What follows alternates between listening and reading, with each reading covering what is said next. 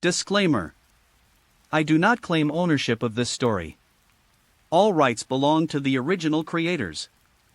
Title: I'm drawing manga in Naruto. Page 62. The Land of Rivers is located between the Land of Fire and the Land of Wind, serving as a buffer zone between the two countries. Currently, there is no war between the kingdoms of Wind and Fire, and the Kingdom of River is at peace. However, when war breaks out again. However, the timing is not bad. Thank you, Mr. Yamano. I'll also be grateful for the 5th volume. In the future, I might ask you to print another brand new manga. Akabane bowed in thanks, then took out the prepared picture book. Can you handle another kind of comic? Izumi Hiroshi Yamano said in surprise. There's no problem. The other one is a test book. Once this one is stable, we'll release it to see what the markets are like in other countries. The regional culture surrounding Naruto is too distinct, making it difficult for other countries to accept. Of course. He was also unsure whether One Piece would be accepted abroad. In that case, just send someone to the factory when you need it. By the way, next time you can give Lord Mito's token to a member of your clan, our factory staff will recognize it just the same. Suddenly remembering something, Yamano Izumi added somewhat embarrassedly. Thank you very much. Akabane stood up, picked up a large poster from behind, and carefully covered it with a cloth. Yu Lang, put this at the door tomorrow, and then go to the street and put up a banner. Akabane gave his instructions. Yes, young master. But what about the banner? Kurama Yunling took it and secretly peeked at it through the cloth. It looks like a poster. I haven't had time to make the banner yet. Have someone make one for you tomorrow. As for the text, just say that our comic has been updated and invite interested customers to come and buy it. As Akabane spoke, he casually picked out a 5th volume of a comic book and slipped a thin drawing inside. In no time, all 10 drawings were randomly inserted into the comic book. Chapter 73: The Blood and Tears of the Unlucky. To Akabane, writing banners was a simple form of publicity. However, the next day, he saw banners hanging in the street. The comic has been updated. Interested customers are welcome to purchase. Akabane stood under the banner, dumbfounded for a long time. This was a direct copy of the second half of his statement, without any alteration. Is it really that real?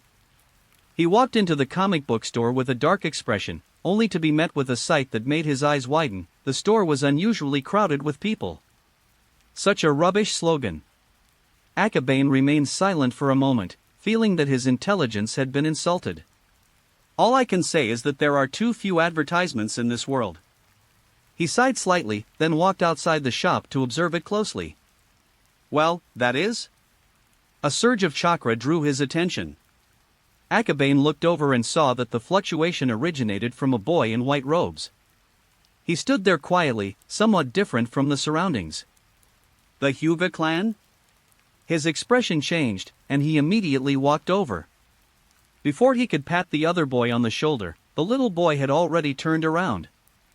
Hey, wanna cheat and grab the poster? Akabane said helplessly. He forgot, in the world of ninjas, there are simply too many ways to cheat. The little boy from the Hyuga family felt a little ashamed, but after thinking for a moment, he said in a low voice, "You didn't say I couldn't.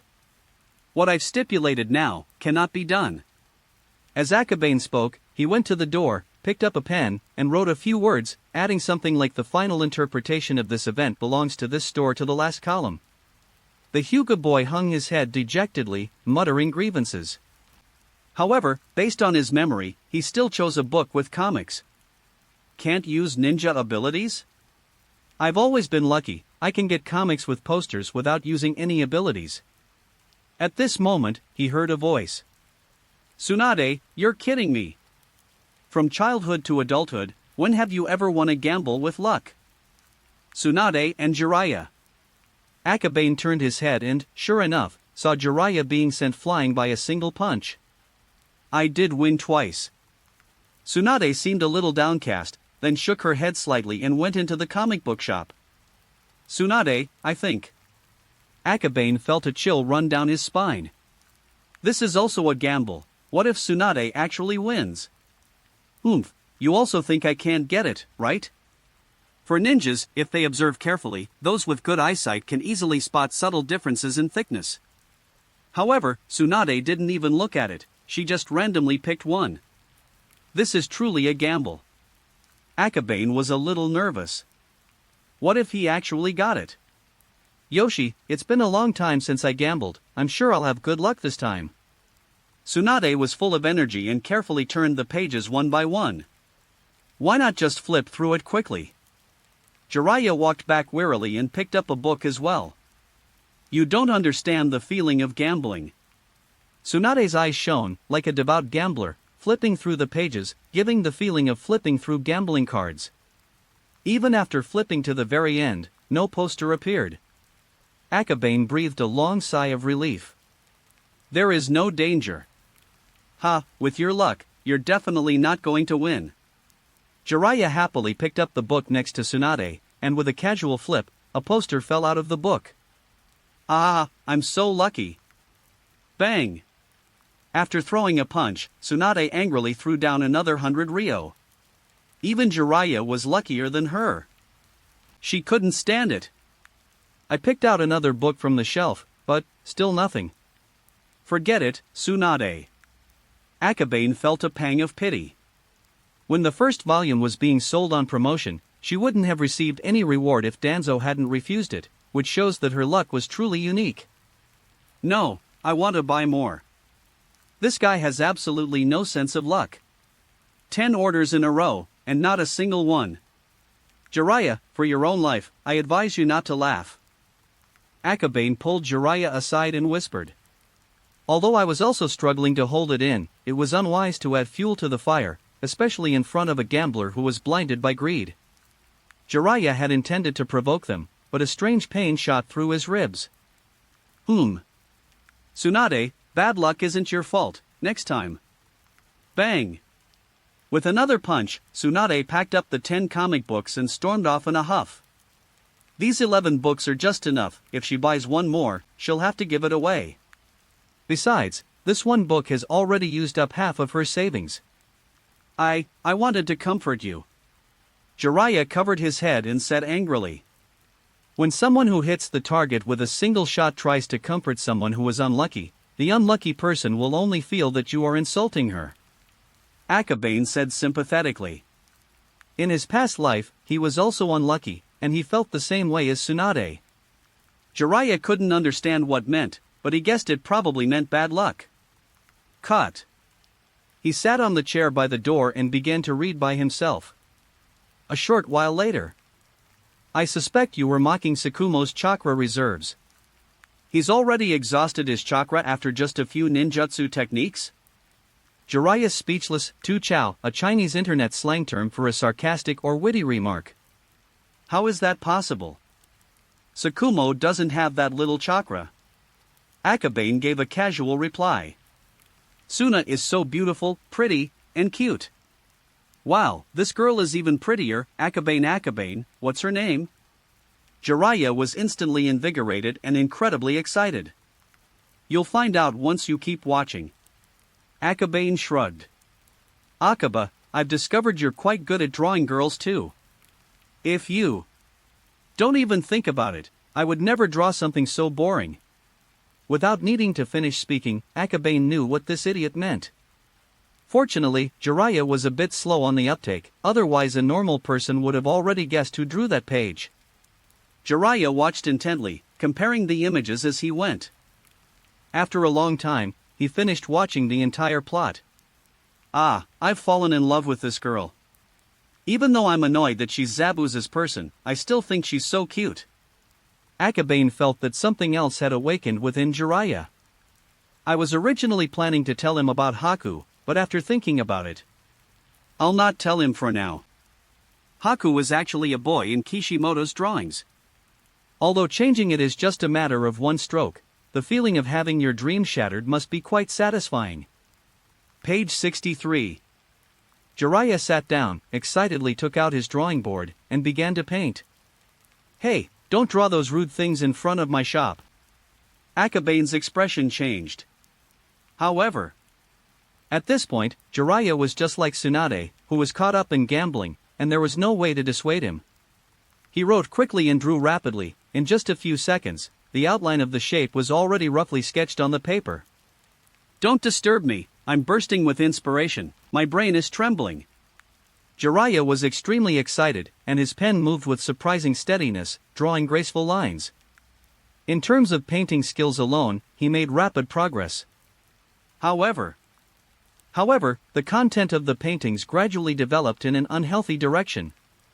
At this moment, many people who came out of the store gathered around to watch. Just as Akabane was about to stop him, he heard a familiar cough. Jiraiya, there's a limit to your antics. Third generation? What a coincidence! Akabane looked at Hiruzen Sarutobi with a suspicious gaze. If there weren't so many people, he definitely wouldn't have stopped it. Chapter 74 First Cosplayer. Drawing something like this in public is just too much. He's still a student of the third generation master. What a shame. Upon seeing Hiruzen Sarutobi appear, the onlookers immediately began shouting and cursing, clearly trying to distance themselves from him. What's wrong with drawing this? It's art. Jiraiya blushed, and then began to use incomprehensible terms such as natural beauty and human art. Jiraiya, why aren't you training yet? Is teacher. Faced with Hiruzen Sarutobi, Jiraiya could only dejectedly put away his tools. Having goals and determination is a good thing, but it's important to put them into practice. Hiruzen Sarutobi patiently preached. I understand, teacher. Jiraiya hung his head, his face filled with remorse. Go train. If you don't train, you won't be able to keep up with Orochimaru and Tsunade. How could I possibly be inferior to Orochimaru? Jiraiya immediately exploded upon hearing this, retorting defiantly, I'm going to mount Miyaboku to continue my training later. Oh? There's a Chunin exam in 10 days. You need to be confident that you can prove yourself in the exam. Hiruzen Sarutobi smiled and said, I will definitely surpass Orochimaru. Jiraiya was indignant and left after picking up the manga and the first draft. How naive she is. Akabane sighed, somewhat speechless. The third Hokage knew Jiraiya too well. A little provocation was enough to send him off to train and strive for improvement. Just like Naruto, isn't it? Hiruzen Sarutobi chuckled softly as he smoked, then looked at Akabane and the fourth volume of the manga. He hasn't checked the update yet, but the Uchiha clan hasn't caused any more trouble since yesterday. The third Hokage doesn't know what happened in between, but he thinks they've reached a consensus and he doesn't need to worry about it anymore. So he picked up the manga, just to see what Akabane had drawn. Although I saw some things through the telescope, it was still too far away to see clearly. Fainting after just a few ninjutsu techniques, wouldn't that be too embarrassing for the Hatake clan? A few seconds later, he suddenly blurted out this sentence. This is the price of power. Ha, I just said it offhand, don't worry about it. Hiruzen Sarutobi continued flipping through the pages, then paused on a particular page. Akabane glanced at it. It was the page where Haku appeared. Ah, this master and apprentice pair. He seemed to sense Akabane's gaze, coughed lightly, and reached into his purse. Okay? The third generation's face stiffened, and he withdrew his hand to push the pipe back. Teacher, if you don't have any money, I'll give you this book. Akabane smiled lightly. Ahem. You still have to pay. I'll have someone send you 100 taels later. Hiruzen Sarutobi blushed. Because it was a shadow clone, I didn't have much money on me when I went out. I just habitually reached into my pockets when I remembered this. Then, he lifted his pipe to indicate that he was leaving. Teacher, walk slowly. Akabane bowed to see them off. After the third generation left, a few people came out of the shop. They watched the third Hokage's departing figure, then exclaimed in astonishment, even the Hokage likes manga. I never expected that. Of course, I send every volume of my manga to the Hokage for review first. Akabane looked smug. However, these people reminded him that next time he should add a line to his advertising slogan, a manga that even Naruto likes. No problem. Boss, 10 comic books, please. Just then, a voice came from outside the door, and everyone immediately turned to look. A haughty demeanor, the symbol of a round fan. Akabane glanced at him a few times, feeling that the person looked familiar, and that they had even fought before, but he couldn't remember what the person's name was. The other person glanced at him, then nervously looked away, pretending not to have seen him. Uchiha Ryo, alright, here are your 10 manga. Kurama Yunlang enthusiastically took 10 books from the bookshelf, stacked them in a pile, and then handed them to the other person. Upon hearing the name, Akabane remembered. This guy even came to cause trouble when the comic shop opened, but he was persuaded by me to change his ways. Sure enough, I've fallen in love with comics now. Give me a few copies of the first 3 volumes as well. Uchiha Ryo spoke more hurriedly and turned his body to the side, as if afraid of seeing Akabane. Actually, Akabane is very familiar with this expression. Most otaku would probably have this expression when they run into an acquaintance on the street, including Akabane in his past life. Alright, 10 copies each, right? Coming right away. Ah. Uchiha Ryo responded and then threw 4,000 taels on the table. Kurama Unro laughed even more heartily, and his movements became much quicker. He bought 10 copies of all 4 books in one go. The Uchiha family is indeed rich. However, Uchiha Ryo's outfit looks a bit strange. Akabane looked at him suspiciously from the side. Correct. Black hair, blue shirt, white pants. Aside from being held back a grade, which resulted in not having any protection, he was almost no different from Uchiha Sasuke. So she's a cosplayer. Akabane was shocked and felt a surge of respect for Uchiha Ryo. Here are your 10 comic sets. Anma Yunlang stacked the rest together, wrapped them in cloth, and rolled them up into a large pile. So much? Uchiha Ling was stunned for a moment, then gritted his teeth, picked up the package, and headed towards the Uchiha clan's residence, pretending to be relaxed. Yunlang, does he come every time? Akabane asked curiously. Yes, I've been coming here every time there's an update. Kurama Yunlang replied. When did he start wearing this outfit? Oh, you mean clothes? It seems like it was like this a few days ago. Kurama Unro recalled for a moment before speaking. A few days ago, it really was a cosplayer. Akabane sighed, then a thought struck him. If more people in Konoha love manga, maybe we can hold a manga convention. Young master, what is a cosplayer? Kurama Yunlang asked curiously. They are people who particularly love comics. Akabane gave a rough explanation, while secretly pondering it in his heart. The more I think about it, the more feasible it seems. Ninjas themselves know transformation techniques, so their cosplay abilities are definitely top-notch. Once the war country ends, we can try to carry out this kind of activity. Holding a comic convention in the Naruto world sounds exciting to Akabane, but it also seems like a lot of trouble.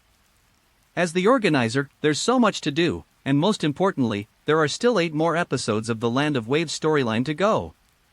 Never mind. Yunlang, I'm going back. You take a look here, and if you have some free time, calculate the profit sharing from the factory. Akabane waved his hand. After a day or two of hard work, I finally managed to finish the 5th volume. I need to give myself a break. Young master, leave everything to me. Page 64. As he answered, Anma Yunlang sorted through the money he had just received. To be honest, Akabane himself didn't know how much the comic shop earned in a day. Kurama Unro was in charge of it all. For most people, this job might not be so easy. Fortunately, he had previously managed some of the clan's accounts, so he was quite adept at handling money and quickly mastered the knack. Now, he handles all the revenue and profit sharing from the comics with the factory, which saves Akabane a lot of trouble. Otherwise, if I asked him to do these tedious things, he would probably be overwhelmed. Chapter 75 Exchange Vitality. Teacher, we have supported a local wealthy merchant under the guise of rogue ninjas, and have initially gained a foothold. We will soon be able to gradually take control of the Land of Waves. Zi Xiao reported on the progress of the mission, while also expressing great confusion. Just when they were about to secretly take control of the land of waves, Danzo sent them back. The teacher must have had a special purpose. Shuo said calmly. Occupying one stronghold is enough, now is not the time to directly control the land of waves. Danzo said coldly. Yes. Ninjas consider completing missions their duty. No matter how many opinions they had, they could only silently endure them. The Chunin exams are coming up soon. Get ready, the three of you will participate together. Danzo said calmly. Chunin exam? Tsukumo paused for a moment, then thought about it and realized that the time was almost up. Akabane is back too? I see. We'll take our leave then. A hint of joy appeared on Zixiao's face, but she quickly suppressed it and bowed. Go. Danzo waved his hand, indicating that they could leave. However, after Zixiao and Shuomao left, he snorted coldly and glanced at the location of the Hokage building with great dissatisfaction. If it weren't for the third generation, the land of waves would already be ours. The roots must be established. Danzo's eyes were filled with a cold smile. In his view, the policies of the three generations were too weak, and they could only passively wait for the enemy to attack. Peace? How can there be world peace as long as the five major powers remain separate? The manga has been updated. Tsukumo, it seems that Akabane has been having a good time lately. Zixiao said with a hint of envy. The land of waves is an island nation at sea. The two of them were exposed to the sea breeze every day, and their skin became much darker than before. Defeat him and teach him a lesson. Shuo said calmly. That's true, I'm really annoyed by how much free time he has. I slept and my points are already over 1,000. Great, I can exchange them for an ability now. After a good night's sleep, Akabane got up and stretched. The shadow clone beside him had disappeared, but a lot of manuscripts were left on the ground, so it seems that the tool was still working hard today. Ninjutsu, what a convenient ability. Akabane sighed slightly, then opened the list and found the half-immortal physique. I only have 1,000 points, so I must exchange them for the most urgent thing first. What I need most right now is not chakra or perception, but life force. After thinking for a moment, he made up his mind. Exchange for life force. 1,000 points disappeared, and the next second he felt his body rapidly changing. First, his physique increased by 10 points, bringing his total physique to a high of 40. Not only that, but most importantly, he felt full of strength, which was completely different from the feeling of weakness and exhaustion he had before. That's a really good physique. The Kurama and Moonlight clans lacked physical strength the most, but now Akabane has made up for this deficiency. All the hard work over this period of time has finally paid off. Okay? Suddenly, he heard a faint noise outside the window. Is someone climbing through the window again? Akabane was furious. He picked up a piece of paper and quickly drew several lines on it. Just as he was performing the spell, the window was suddenly opened, and a figure quickly rushed in. Instantly, my hair stood on end. Knife. With hands swiftly forming hand seals, the substitution jutsu was activated. Oh! After the crisp sound, the figure vanished immediately, leaving behind only the shattered remains of a chair, hacked to pieces by a knife. Uncle, someone has broken in from upstairs again. A little girl's anxious voice came from downstairs. It must be Akabane's friend coming to see him again, don't worry. Kurama Chiaki replied habitually. Yes, his friends are strange, they always like to climb through windows. Saki chuckled softly, completely ignoring the commotion upstairs. Is that right? The little girl responded suspiciously, then looked upstairs with a puzzled expression. Second floor, Akabane's room. Hey, don't do such dangerous tests next time. I almost killed him just now. Akabane put away his kunai and dispelled the illusion he had cast on Zixiao. I didn't expect your physical skills to improve so much, I didn't even realize it. Zixiao clutched her throat, her face contorted in pain. Even after escaping the illusion, the pain of the kunai piercing his throat was still very clear. Not just physical skills. Tsukumo looked at Akabane and the remains of the chair on the ground. The hand seals are formed so fast. Tsukumo, do we have such a deep grudge? If I didn't have the substitution jutsu, you would have really killed me. Akabane remains silent. No, I just felt like I couldn't hit it, so I did. Tsukumo's answer was very direct. You don't have a grudge against Tsukumo? Look at Kakashi, he fainted after using just a few ninjutsu, that's too tragic. Zishao spoke up, trying to sow discord.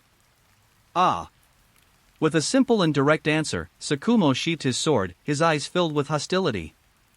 Cough, ignore those details.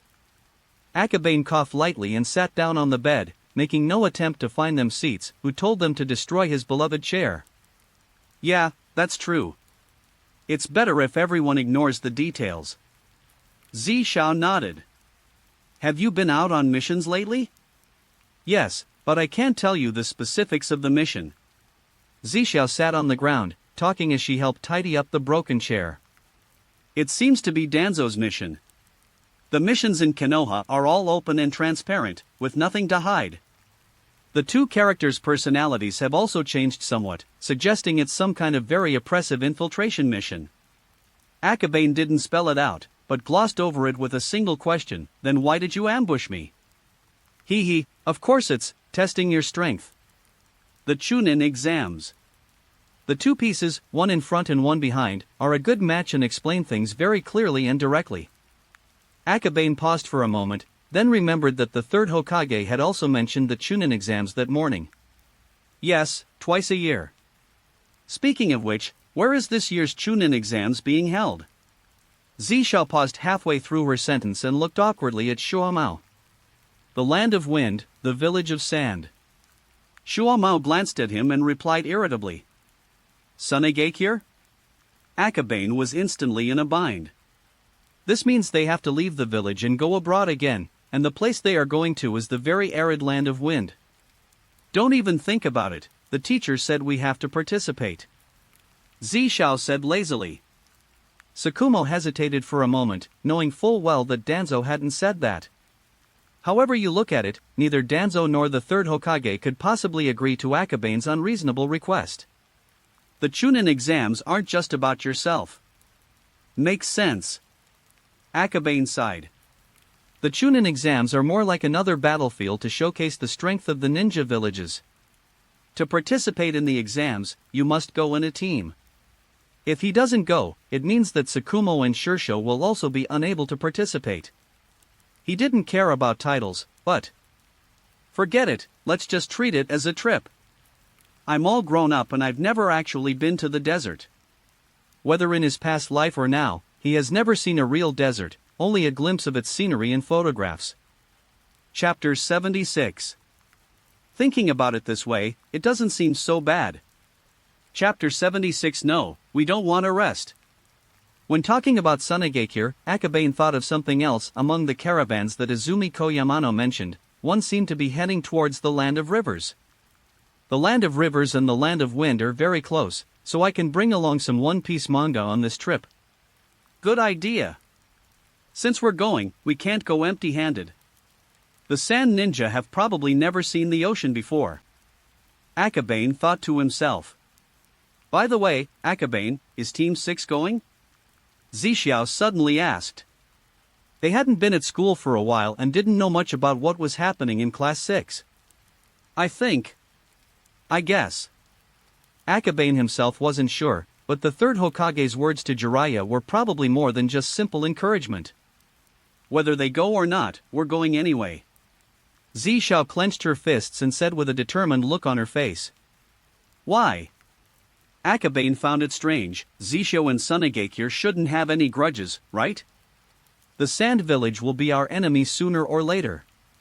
If we get information about them in advance, we won't be at a disadvantage when we meet on the battlefield. Zishao explained. Makes sense. Tsukumo nodded in strong agreement, a thoughtful expression on his face. All I can say is, as expected of Zishao. Akabane sighed. Why would you say so? Zishao took out a comic book, ready to read it. It's nothing, I just think the teacher was very good at choosing students. Akabane shrugged. Zixiao's individual strengths aren't top tier, but her overall abilities are quite impressive, coupled with that familiar way of thinking.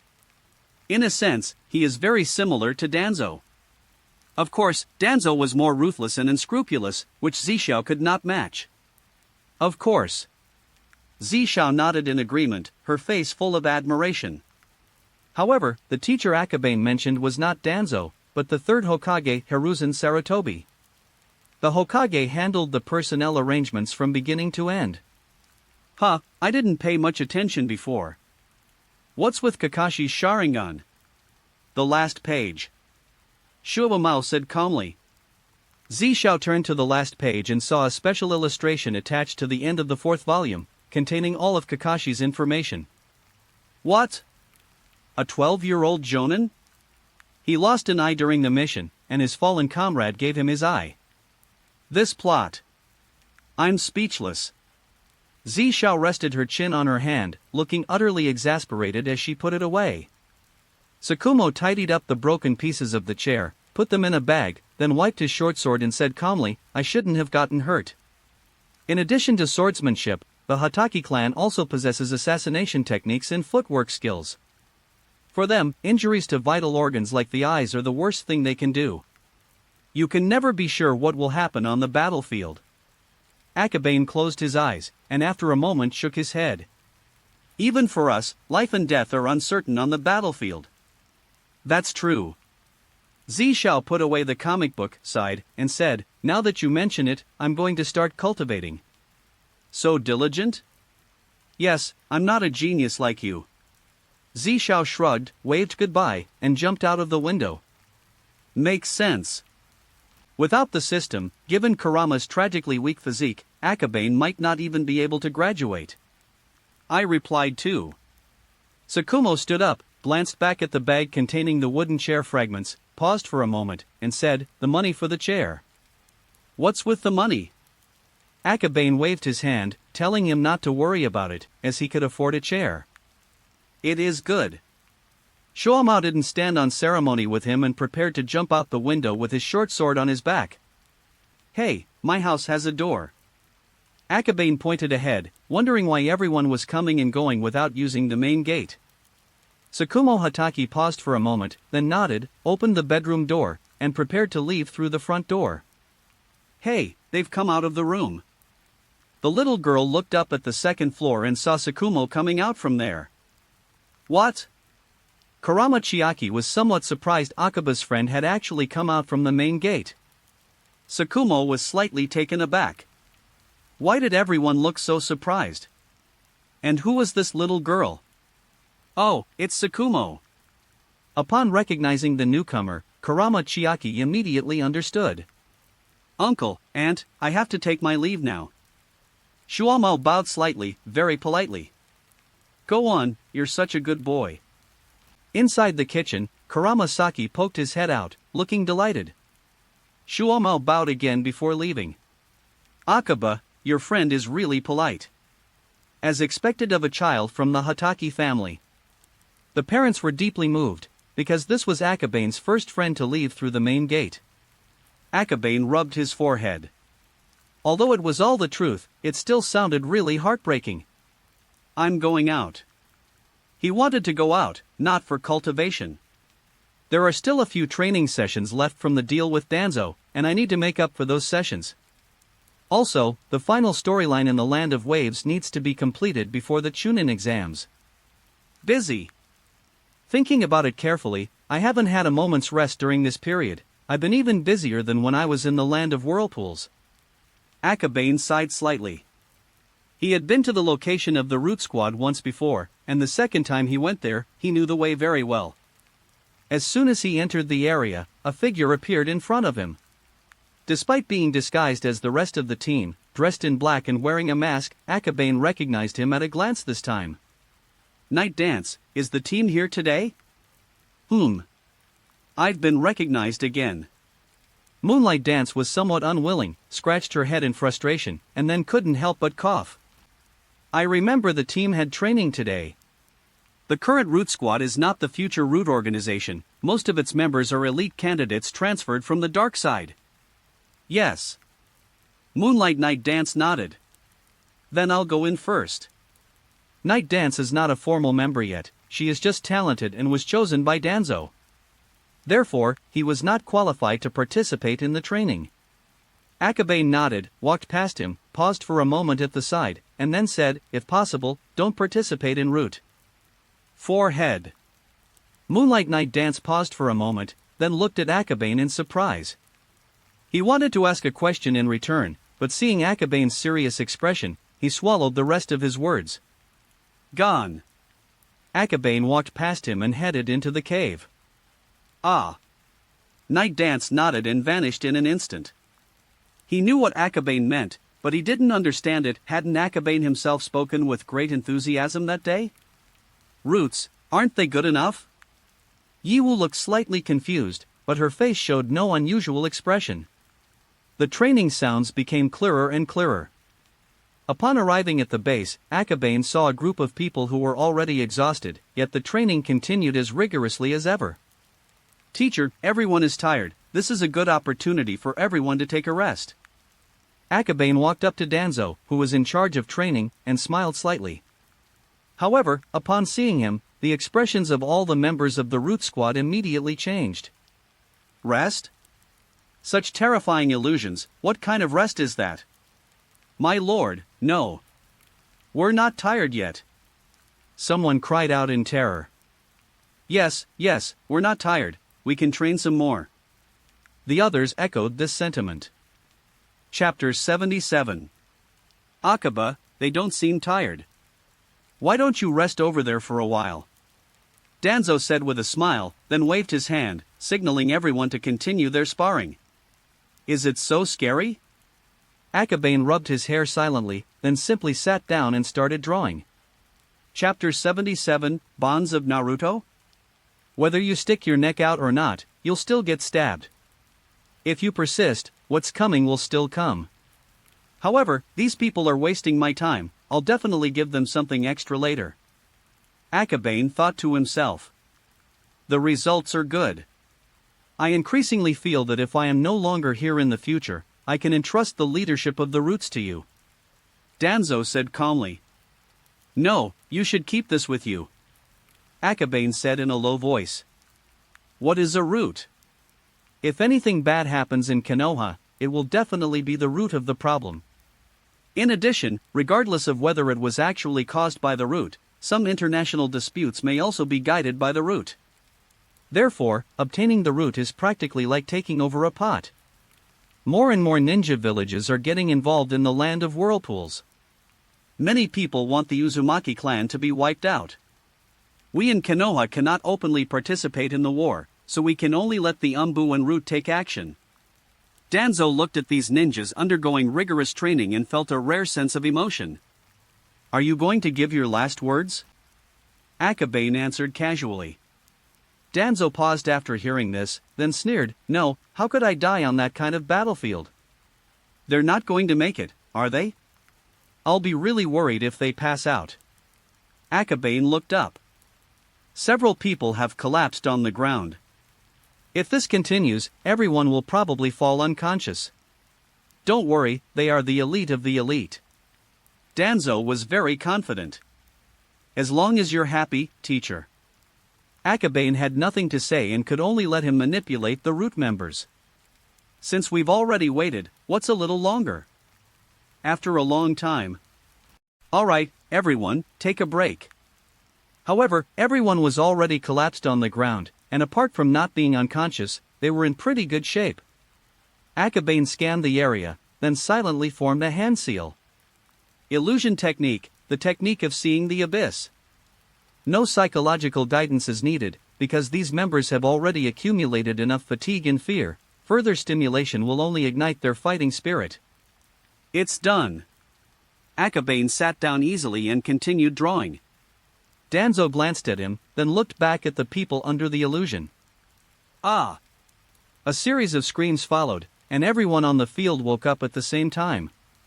Hoo-hoo! Gasping for breath, Filled with fear, they exchanged glances, utterly shocked. Just. They're all dead. They're all dead. Cough cough cough, it hurts so much. Danzo frowned slightly. These root members were all elites. Although they couldn't ignore the pain of death, they shouldn't be so out of control. Why is this happening? He hadn't experienced the illusion and didn't understand what was going on, so he turned to look at Akabane. I pulled them into the same illusion. Akabane said calmly. What? Danzo was extremely shocked. The Naruto technique doesn't have this function, this is a modified illusion. Moreover, such illusions are much more difficult to cast and consume more chakra. You kid. After overcoming his initial shock, Danzo took a deep breath. His chakra has increased significantly. Ah. Akabane responded in a muffled voice. Previously, if he used illusion magic on so many people even once, he would immediately feel uncomfortable. Now, it takes absolutely no effort to use it even once. He knew very well that this was not just due to the amount of chakra, but also to the recovery of vitality, physical strength and bodily energy, which had obviously accelerated. So, want to come again? Akabane scanned the surroundings. Of course yes. Unlike before, this time everyone gritted their teeth and sat up. Can you include me this time? Danzo sat down and asked. No problem, but you can't resist, teacher, or I'll be in trouble if I suffer a backlash. Akabane formed hand seals and mobilized the chakra within his body. Instantly, the illusion was activated. In fantasy. Danzo looked around. Behind him were the Hokage building and the Hokage statue. Was this Konoha? Art fire escape ho fireball. Water escape. The cacophony of sounds, the chaotic fluctuations of chakra, and even the sensation of the wind blowing were all incredibly real. 5 senses control. He walked forward from the building, where blood flowed freely in the streets and countless corpses lay mangled and scattered on the ground. Danzo seemed to be deep in thought. No wonder they were so terrified, yet so determined to enter the illusion. Because within the illusion lies the war of Konoha. Not long after, Danzo saw the members of Root. They fought valiantly, but faced with a massive enemy force, they gradually became wounded, and their strength slowly waned. Because of the manipulation of the 5 senses, this battle felt incredibly realistic, making it feel completely real. This is no longer the Naruto technique. It's terrible. He was deeply moved. The disciples who had been forcibly brought in from 3 generations had grown to such an extent. Boom! With a loud crash, the gates of Konoha collapsed. The endless stream of enemies is terrifying. One of the Root members said in horror. Don't let them break in. Kill them. However, the enemy, coming from 3 directions, left them unable to attend to all of them. A very practical illusion. Danzo formed hand seals, attempting to dispel the illusion. When he opened his eyes, he saw Akabane painting. The scene in the picture is similar to the illusion, the only difference being that the illusion is more complex and realistic. I see, it's an illusion that needs guidance. Danzo breathed a sigh of relief. There are still significant flaws, this is only a preliminary test. Akabane explained. He wouldn't dare use these people for experiments if there were any real danger. Is the final form of this technique to directly guide illusions with mental power? Danzo said. The dark side has many illusions that require torture, and the Root Squad has the Yamanaka clan who research the uses of mental power, so Danzo has a considerable understanding of mental power and illusions. But my mental strength isn't strong enough. Akabane had tried direct guidance, but that consumed too much mental energy. He had used up most of his chakra and mental energy as soon as he started using it. However, his ability to successfully use this unfinished product is also largely due to his enhanced vitality. This illusion is very interesting, but it's a pity that only you can use it, otherwise it would be worth promoting on a large scale. Danzo sighed softly. What's its name? Entering this illusion allows you to experience the horror of the battlefield to the fullest extent and enhances teamwork. It can be said that it is the most ideal testing ground. Unfortunately, only the Kurama clan can utilize such realism. Once the effect of realistic five senses is lost, the illusion is greatly diminished. Akabane chuckled inexplicably before replying, whether it's protecting Konoha or the bond of the Hokage, I haven't decided on a name yet. Let's call it Guardians of Konoha instead. Danzo thought about it and still chose the former, Bonds of Naruto. It sounded weird. Damn it, he died again. We were so close to surviving the worst wave. The group of people emerged from the illusion, each more exhausted than before. Although they were in pain, none of them lost their composure due to fear. Chapter 78. They gradually overcame it. Danzo thought to himself. Chapter 78. Let's become a server. Okay, that's all for today. Akabane packed up his tools and got up to leave. Ha! Is it over just like that? Want to try again? Some members of the Root Squad showed signs of disappointment. Although the real illusion was terrifying, they could truly experience the horror of the battlefield and the progress they made after experiencing the illusion twice. You've gone too far. Danzo said coldly. Everyone, calm down. Illusions that blend into the five senses can cause significant mental damage just as well. One of the men in the squad spoke up. Akabane glanced at him, his considerable understanding of spiritual power suggested he belonged to the Mountain Clan. In fact, even the weakest of these people are at least Chunin level, so even if they were subjected to another genjutsu, they wouldn't be in too much danger. But working this hard isn't our style. Akabane waved and headed towards the cave. Upon entering the cave, a figure appeared. A clone? Akabane turned around thoughtfully. Danzo was still at the Root Squad base. The mission here is over, you don't need to come here intentionally anymore. Is teacher? Akabane nodded. The main purpose of this trip was to overcome his fear of death. Now that the goal has been achieved, there's no need to come back here again. If you're interested in Gen, you're welcome to come anytime. Danzo said. No, I'm not interested. Akabane refused without hesitation, saying that the burden was too heavy for him to bear and that he should take it. Danzo nodded, and his clone dissipated. As he passed through the cave, his pace gradually slowed, and he looked back at the cave where the base was located. The current Root Squad is a group of suicide squads. Overcoming the fear of death means, in a sense, being unafraid of sacrifice. Never mind, I'll go back and continue working on my manuscript. Akabane closed his eyes, clearing his mind of all thoughts, and turned to head towards the village. Now, creating two shadow clones shouldn't be a problem. He secretly thought. As Akabane passed by the comic book shop, he saw someone copying and drawing in front of the door. Jiraiya? No, that doesn't seem to be it. His first thought was of Jiraiya, but looking through the gaps in the crowd, it wasn't Jiraiya at all, that ridiculous outfit. Who is it? He had originally planned to go straight home, but suddenly became a little curious. You drew it very well. Yes, they look very similar. He seems to be that brat from the Yuhi family. Once outside the crowd, Akabane heard voices coming from inside. He stretched his head to look, but he was only 10 years old and couldn't see what was inside.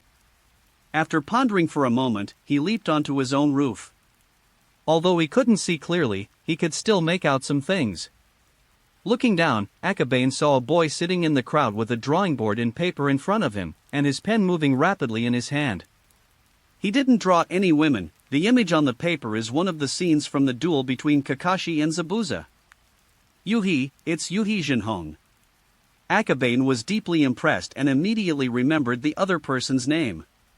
This guy is in the same class as me, and he has very strong chakra control and is very good at genjutsu. No. Yuhi Makoto shook her head and tore the painting off the easel. Some people were puzzled and finally couldn't help but ask, you drew it much better than that Jiraiya, why did you tear it up? Different. Kurenai Yuhi shook her head, a look of confusion on her face. He wanted more than just the painting itself. He wanted the essence, the spirit, and the soul within it, but he simply couldn't achieve that. But Akabane had to admit that this guy was far more talented than Jiraiya. You're just copying, you don't have your own style. Imitation? Your own style? Yuhi Shinku was stunned for a moment, not quite understanding, but then it suddenly occurred to him, who was that voice just now? Young master, why did you go there? Kurama Yunlang didn't need to look, he could tell Akabane's identity just by his voice. It's cooler here. Akabane replied irritably. The tall people are all on the outside, how can you see them if you don't go up to the roof? Kurina Yuhi fell into deep thought, merely copying. Draw your own picture. Also, I think you think that drawing can enhance your illusion construction. However, to construct a stable and perfect illusion, the prerequisite is that your mental strength is strong enough. Akabane was unusually patient and talked a lot to Yuhi Shinku, leaving the little boy stunned. The crowd had already parted automatically, and everyone was looking down at Akabane. These words carry considerable weight. Kurina Yuhi looked shocked, then took a deep breath and said, "You can already construct a perfect illusion?" "Pretty much, you can do it if you keep trying." After Akabane finished speaking, he formed a hand seal and performed a body flicker technique. The next second, the person disappeared from the rooftop. So fast. Everyone was shocked. This kid, barely 10 years old, was already so terrifying. Wow, you've reached that level. Kurina Yuhi stood there stunned for a long time, her gaze gradually becoming more and more resolute. I understand, Akabane, thank you. The sunset is so red. If it were him, he would definitely be able to learn my techniques and become a stable and qualified server. Akabane felt a little happy thinking about it. Maybe he could even get the Bonds event himself. No, it could even be made into an anime. The more he thought about it, the more he felt it was possible. It was precisely because he had thought of this possibility that he suddenly spoke up to give Kurina Yuhi a hint. Of course, he could actually do the same things himself. However, using illusions to maintain anime in games is not only a tedious and boring job, but you also don't get to enjoy it yourself. What's the point? Therefore, he couldn't be happier to see that Shinobu Yuhi was interested in painting. If I can just get him to come over, I can watch anime and play games too, which is much more fun than being a boring server myself. I'm really looking forward to it. I hope he can grow up soon. I should help him more in the future. Akabane became happier the more he thought about it. It's incredibly rare to find such a seedling among the leaves. He walked while thinking, and before he knew it, he was back at his doorstep. The little girl had barely reached the door when she sensed it and ran out, shouting, "Brother Akabane is back. Little Chingyue is amazing." She spotted me before her brother even arrived. Akabane crouched down and touched her hair. That's an amazing ability. Kurama Chiaki sighed with some concern. As a special jonin, after spending a few days together, I could naturally see Uzumaki Kiyotsuki's talent. This level of perception will grow stronger as Chingyue grows up, eventually becoming an incredibly terrifying weapon of war. I'm back. I'll go upstairs and put my things down first. Okay, go ahead. Akabane entered the house, greeted the fight, and then went back to his room upstairs. Shadow clone technique. This time, however, it was 2 shadow clones. Number 1 is responsible for episodes 26 to 29, and number 2 will start from episode 30. TCH, what about you? As the true form, shouldn't you also take action? The tasks were just assigned, but these shadow clones didn't listen at all and started causing trouble. Of course, I also have tasks to complete. You all finish yours first. Akabane replied irritably. Shadow clones are useful, but the bizarre situations caused by separate consciousness make them difficult for him to adapt to. I really miss those simple, hard-working, and selfless people who were there when I first learned shadow clone technique. Chapter 79: A Flourishing of Both Literature and Sports. Page 68. In fact, Akabane did not lie to them. During this period, he needed to finish the Land of Waves storyline and the beginning of One Piece as soon as possible, so 2 of his clones drew Naruto, while he himself personally drew the One Piece manga. Of course. As the person in charge, being lazy and slacking off is a privilege. Although he seemed very diligent, in reality, after an entire afternoon, he had only drawn less than half an episode following the storyline of the previous clone. Brother, wait, there are 3 brothers. The little girl pushed open the door, about to say something, when she saw 3 identical faces looking at her at the same time. Oh, it's Chinue. What's up? Can't I come over if there's nothing wrong? You straight man. Akabane gritted his teeth in anger. These 2 clones must be reincarnations of argumentative people. They can argue over a simple greeting. A handprint. Bang! The 2 clones disappeared at the same time, and then he looked at Uzumaki Saigetsu with a smile and said, "They are just shadow clones of my brother, don't worry about them." Oh, so these identical chakra clones are shadow clones. The little girl nodded thoughtfully. What's matter?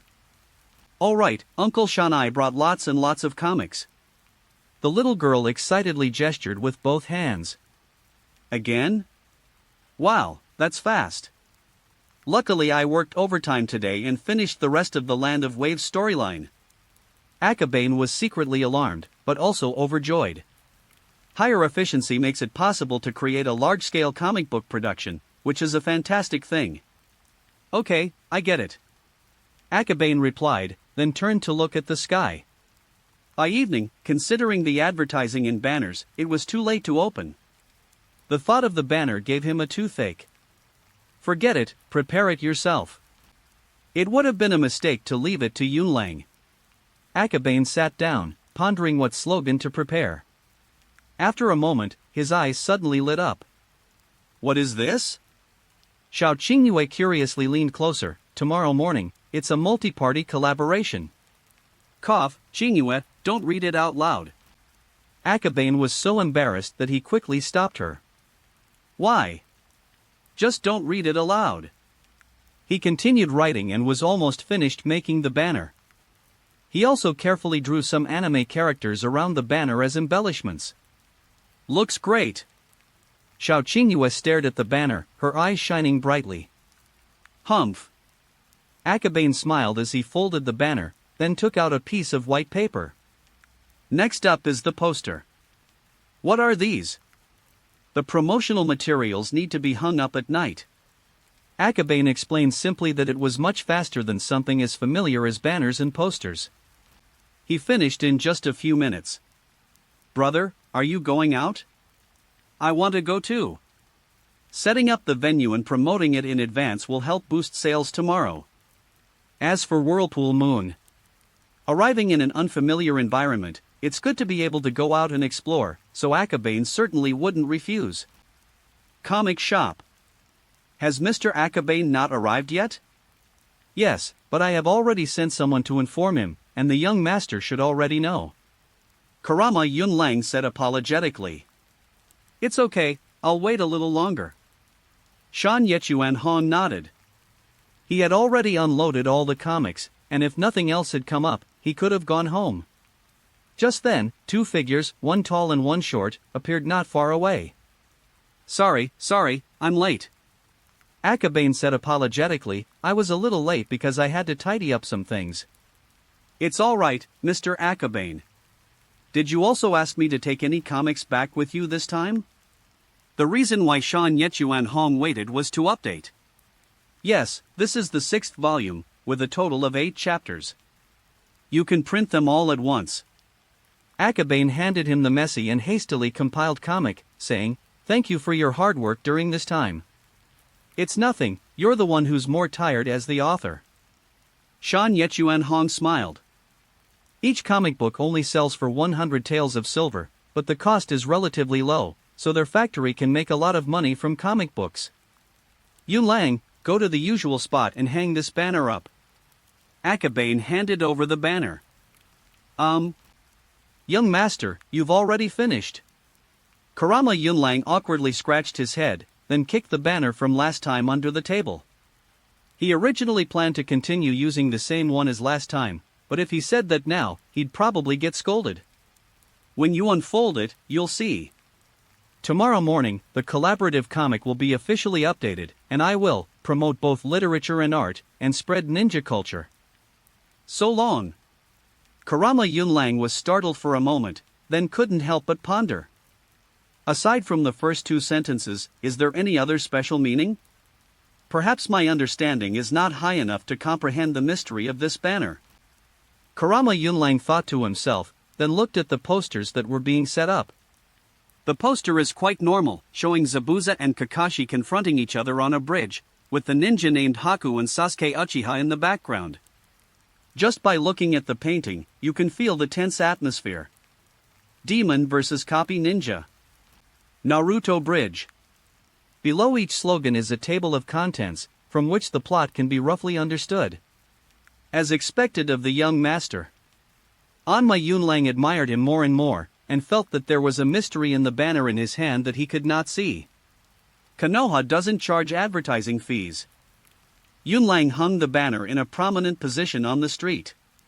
When he returned, he finally couldn't help but ask curiously, "Young master, I saw your slogan.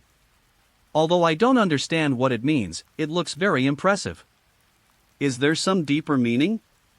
"Oh, that? I just wrote it on a whim." Akabane answered calmly. "I see," as expected of the young master. Anma Yunlang admired him but also felt ashamed. "I actually wanted to use that terrible banner from last time." Young master must have been disgusted by it, so he wrote one himself. "You just understand." Akabane patted his shoulder, then waved to the little girl.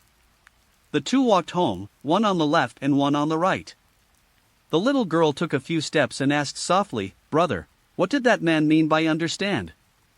"Well, that's the secret of publicity." Akabane hesitated for a moment before answering.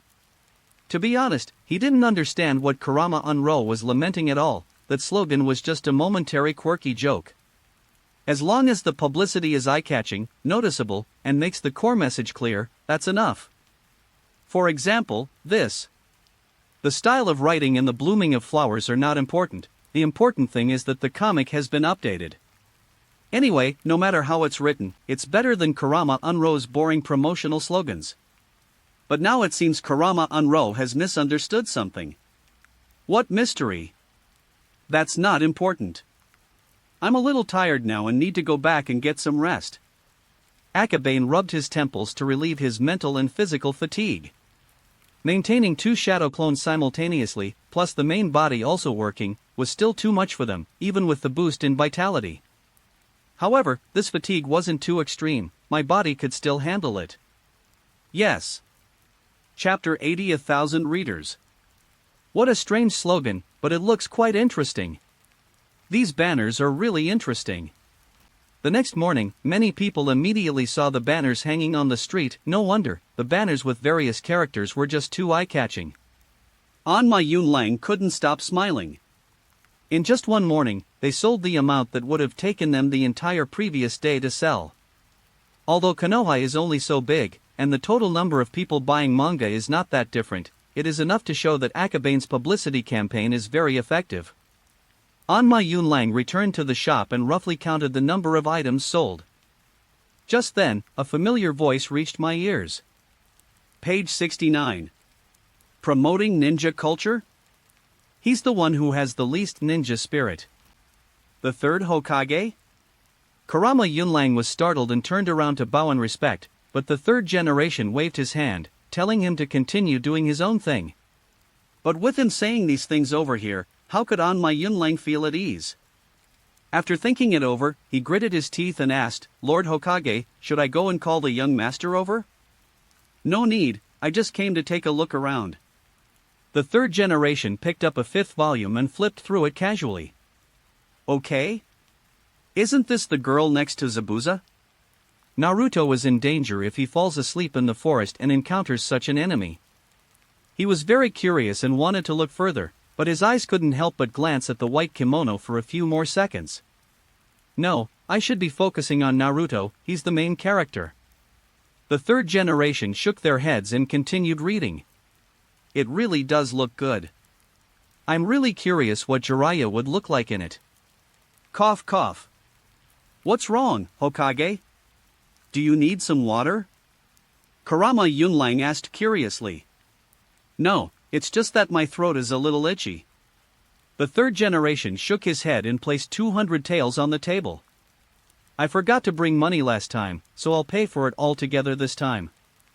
Yes. Anma Yunlang put the money into the drawer. Looking up again, the third generation was already walking out with the book. Have a good day, Hokage. Ha, no need for so much formality. The third generation waved with a smile and then continued reading the manga. She's so gentle to the enemy, what a lovely girl. He sighed slightly, growing to like the quiet, gentle, and kind girl in the painting more and more. It was just a pity that such a child had unfortunately followed a traitor like Zabuza. I see. He was abandoned when he was a child and became a homeless person. He met Zabuza and that's why he followed him so devotedly. He's such a kind child. The third generation paused for a moment, then sighed softly. There were far too many orphans like this during the war.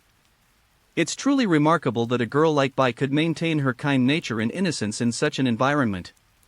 However, turning the page, a few words instantly came into view. I am not a woman. Nani? Stunned, shocked, incredulous. The expression on the third generation's face at this moment was even more fascinating than a face-changing act. Male. How is that possible? Akabane drew a female figure but insists it's a boy. I absolutely cannot agree to such an outrageous premise. The third generation was furious, feeling as if they had eaten shit. You were really enjoying watching the female character, but then you were told she was a man. Jiraiya is probably at Mount Mayaboku these days, thankfully.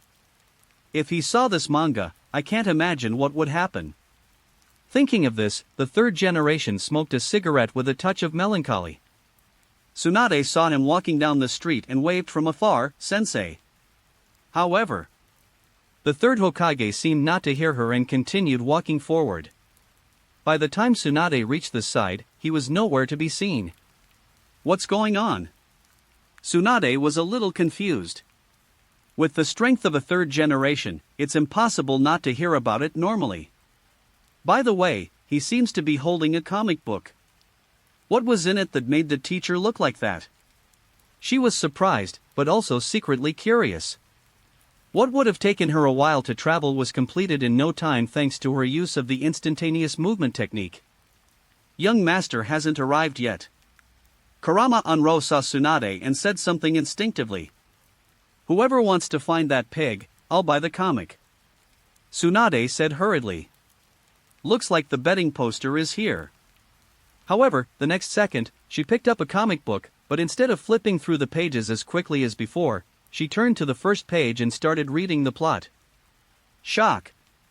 Kurama Yunlang was surprised that Tsunade, who loved gambling, was even neglecting her gambling. Is the latest plot so captivating? He was very curious and quietly picked up a book and flipped through a page or two. Eh? Before long, the two of them simultaneously cried out in surprise. Bai, it turns out, is a man? This is hilarious. No wonder that old lecher was so distracted. Tsunade muttered to herself.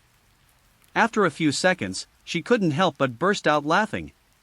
The two perverts, one big and one small, will probably question their existence after seeing this episode's plot.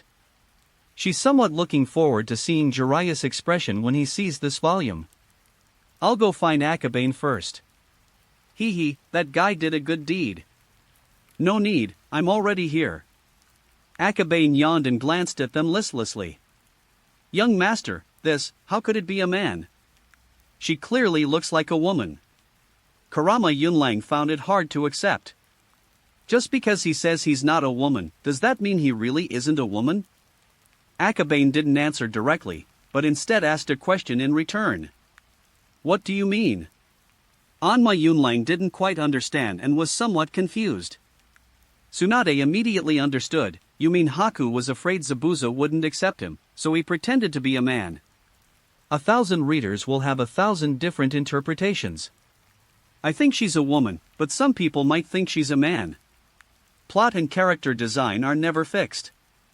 Akabane smiled lightly. I see.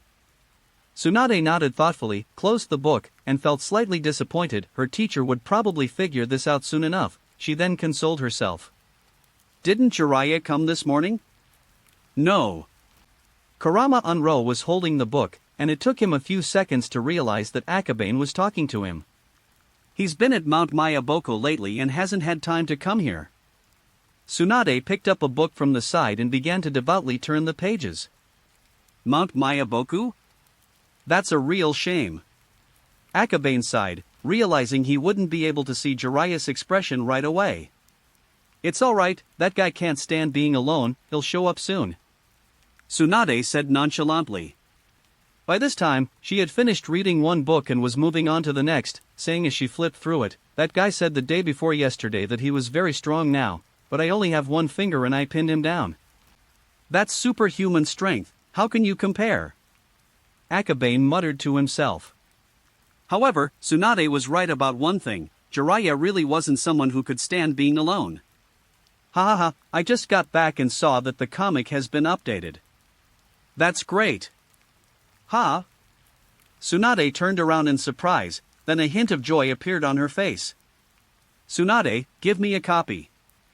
Jiraiya rushed over, and before he even arrived, he asked Tsunade to pick out a book for him. Tsunade had no objection and casually picked out a book from the shelf. Jiraiya took it and casually flicked his wrist. Huh, there's a poster? I'm so lucky. He was able to laugh heartily. In the past, Tsunade would have definitely punched him, but this time Tsunade was completely unmoved. What's going on? Jiraiya found it a bit strange and sat down at the door to start watching. Wow, the lovely Miss Bai. Chapter 81. Have you ever heard of comic conventions? Tsunade pretended to be flipping through a book nonchalantly, but her attention was actually entirely on Jiraiya's face. Miss? Ha, you won't be laughing later. Bai is wearing such cute clothes, and she's so gentle and kind, I love her. Jiraiya completely immersed himself in the role, so engrossed in his own fantasy that he didn't even care that there was a tigress next to him. But won't they settle scores later? Akabane glanced at Tsunade and silently mourned for Jiraiya. Page 70. In just 1 second, Jiraiya's expression underwent 3 changes. From astonishment and disbelief to questioning the meaning of life. My dream is shattered. At this moment, he is with 3 generations. Ha ha ha ha. Tsunade burst into laughter, and eventually tears streamed down her face. After a long pause, Jiraiya was both laughing and crying, looking utterly bewildered. This is clearly a female character. There is a gender called white. Akabane sighed. He had the same feeling when he read comics and watched anime, which is why he wanted to draw it exactly as it was. No, no. This isn't real. My work, my work. Jiraiya was almost in tears. Your work?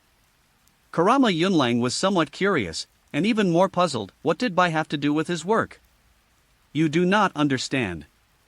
Jiraiya hung his head, his spirit completely extinguished, and muttered to himself in sorrow, there are so many toads on Mount Mayaboku, and it's all thanks to Miss Haku that I was able to hold on for so many days, but, sob sob sob. Did she really cry? Akabane looked surprised. What on earth had this guy been daydreaming about on Mount Mayaboku? Jiraiya, what work is it? Tsunade asked cautiously. This is the first time I've seen Jiraiya so heartbroken and crying so bitterly since I've known him. It doesn't matter anymore. Jiraiya took a drawing from his pocket and unfolded it with a somber expression. Could it be one of those paintings? Akabane's face remained indifferent, but his eyes secretly glanced at her. TCH. So she was just wearing a yukata and had a shy, pale face. TSK, I didn't expect that Jiraiya, with your thick eyebrows and big eyes, would be interested in men too. Tsunade mocked her mercilessly. Nonsense. She's a woman, a woman. Jiraiya shouted a few times, then got up dejectedly, picked up his comic book, and prepared to leave, too lazy to even pick up the posters scattered on the ground. Tsunade was secretly pleased to see this. Once he leaves, I can pick it up myself.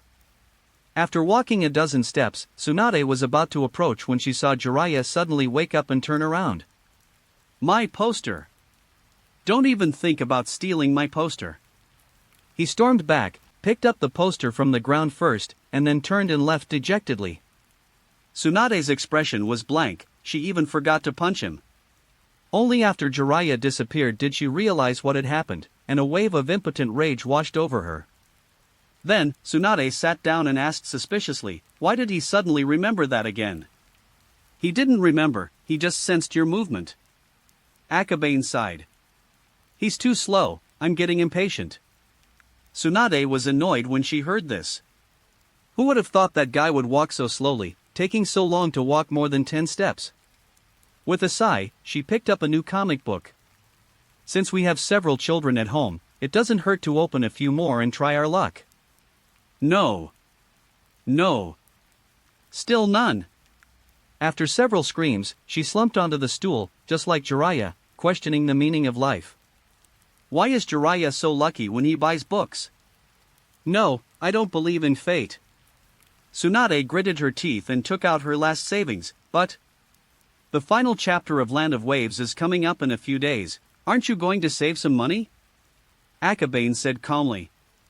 Tsunade hasn't been on any missions lately, and she's basically spent all the money she earned on gambling in those 2 or 3 volumes, so she's probably running out of money. Tsunade glanced at her wallet and immediately struggled with the decision. There's really not much money left. Princess Tsunade, you'd better not buy it. Kurama Yunlang felt a pang of sympathy. For someone like Tsunade to have to pick up a mere poster like that, her luck is just too bad. No, at worst I'll catch the cat or carry water. Tsunade wandered back and forth in the comic book store. Akabane shook his head. This guy was blinded by gambling. But Tsunade was ruthless. She just gave Jiraiya a copy and published it, while he didn't even get 10 copies. A dozen seconds later, she reverently took a book from the top shelf. Page after page. It's useless. Nothing major has happened during this period. For Tsunade to draw Akabane, it would be as if Akabane's influence on the plot had become so great that the third Hokage or Mito would die on the spot. Really? Tsunade lay face down on the stool, on the verge of tears. Young master, how about we take back the basic terms? Kurama Unro felt a pang of sympathy. After all, she was the princess of the Senju clan, and this was just too tragic. No, that way she'll learn her lesson. Akabane said coldly, so, are you going to catch dogs, fetch water, or help with farming? I don't want to catch that dog, that wretched dog. Mentioning dogs immediately made Tsunade bristle. That wasn't an ordinary dog, it was a ninja dog that a wealthy businessman had bought from the Inuzuka family at a high price and through favors. However, it was probably not well trained, as the dog would run away several times. If we're being malicious, Konoha might have deliberately set a trap for that wealthy businessman. By the way, how are the kids from your Senju clan doing? It's alright. Grandma gathers them together every now and then to read comics and discuss the plot. Tsunade's mood soured as she spoke. Although they lived in the Senju clan, all the children of the Uzumaki clan longed for home. What if one day Vortex Village really? She couldn't imagine what the children would feel upon hearing the devastating news. I see. Well then, I can give you another way to make money. Akabane was slightly pleased, but quickly regained his composure. Have you ever heard of anime conventions? Comic-Con? Tsunade was stunned for a moment, not understanding what she meant. Young master, what is a comic convention? Kurama Yunlang was also puzzled. Simply put, it's about imitating characters and roles from comics, and even recreating the plot. Akabane said. Imitation? Does everyone have to do that at comic conventions? Tsunade understood some of it, but there were still some parts she wasn't quite clear about. No, only some people need to imitate and perform. Others who want to enter and watch must pay. Akabane patiently explained, in addition, everyone can prepare some self-made merchandise, such as fan art, character statues, etc., which can also be sold for a fee. I see. Tsunade's eyes lit up as she spoke. So, are you going to do it? Of course, something this interesting is definitely worth doing. Besides, your last volume only has part of the story, so I can start preparing for the comic convention in advance. Tsunade is very smart. Once she knew what a comic convention was, she immediately knew how to organize it. As long as we can get the comic convention going, money won't be a problem. She couldn't help but burst into laughter, patting Akabane's shoulder hard and saying, "Thank you so much, Akabane. You're so good to me. I'll go get ready now." Ah. Akabane raised an eyebrow and nodded slightly. Tsunade excitedly left with the comic book in her arms. Once she disappeared from sight, Akabane's face contorted in pain, and he clutched his shoulder, hissing in agony. This guy gets so excited he forgets his limits, it's infuriating. Chapter 82 Playing a Ninja. Tsunade, did you buy my manga? Here are 10 books. Tsunade placed the 10 or so manga she had bought on the ground and picked one out for Mito Uzumaki. Just as she was about to speak, she suddenly remembered two things.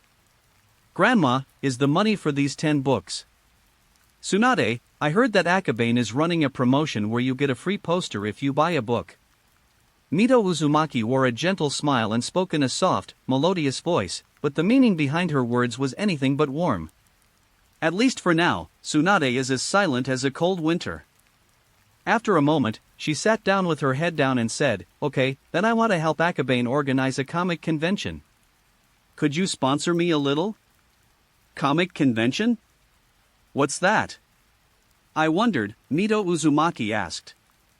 "Well, wait a minute, let me think about how to describe it." Tsunade rested her chin on her hand, thought carefully for a moment, and then said, "Simply put, it's about dressing up as characters from manga, and then you can sell manga-related items that you make yourself at the convention, such as statues, fan art, and so on." Page 71. I see, that sounds interesting. Mito Uzumaki smiled slightly and said, "Right, Grandma, wouldn't you like to offer some support?" Seeing that there was a chance, Tsunade immediately approached with a smile. "Sure. However..." Before Tsunade could be happy, Mito Uzumaki added, "But I'll also participate, and I'll oversee the money." "What?" Tsunade was stunned. "What is this?" Although Grandma agreed to provide financial assistance, the money never reached my hands. "No, that's not all." To prevent Tsunade from gambling, her money was strictly controlled, and she had virtually no spare change besides what she earned herself. At that moment, she thought of the most terrible consequence: what if her grandmother took away all the proceeds from the comic convention? Oh no, we've shot ourselves in the foot. Tsunade was filled with remorse. What a terrifying grandmother. She's a wolf in sheep's clothing. Tsunade, don't overthink it. I'm just providing funding. Mito Uzumaki smiled faintly and said. Tsunade grew up with her since childhood, and Mito Uzumaki could guess what Tsunade was thinking just by moving her fingers. Really? Tsunade instantly regained her energy and said excitedly, "Then I'll go find someone. It's our first comic convention, we can't be without anyone to dress up as. By the way, I'll play by." Mito Uzumaki turned to the first page and immediately decided on the role she wanted to play. This. Tsunade hesitated. If Shiro were a girl, it wouldn't be a problem for Mito Uzumaki to play Shiro, but the problem is that Shiro is a boy here. What happened? Mito Uzumaki glanced at her, then curiously scrolled down. So cute. She thought to herself, puzzled. Grandma, please continue reading. Tsunade was a little embarrassed to say it aloud. Mito Uzumaki nodded, read through the pages slowly, and then turned the pages at a leisurely pace. This time, she saw that sentence and understood Tsunade's meaning. Grandma, do you understand now? I didn't expect it to be a boy, but... Mito Uzumaki's eyes lit up, and then a surge of chakra transformed her into a white-clad figure. Isn't a boy's design even cuter? Not only does it have a transformation ability, but it's also impossible to tell whether someone is male or female just by their voice. What? Tsunade was stunned. She never expected her grandmother to have this trick up her sleeve. And what was so cute about this? go find someone, don't disturb me while I'm reading comics. Bai waved his hand, his words sounding impatient, but his expression and tone revealed no hint of impatience. For a moment, Tsunade almost thought it was Haku himself. Since the advent of comics, Grandma has been living younger and younger. While Tsunade sighed, she was secretly happy for her grandmother. With the vitality of the Uzumaki clan, as long as they maintain a good mindset, they will definitely live a long life. Grandma, I'll be going now. Tsunade bowed slightly. Although the 6th volume hasn't been printed yet, given Izumi Hiroshi's efficiency, the comic should be delivered to the village by the day after tomorrow at the latest. Before that, she must gather all the important characters together. So, we've found a candidate for Haku. Next, we'll go find Jiraiya. That idiot is the perfect fit for Naruto. Tsunade thought to herself. However, once she stepped outside, an important question suddenly occurred to her. Where will Jiraiya go after becoming withdrawn? Oh no, I really have no idea where Jiraiya will go.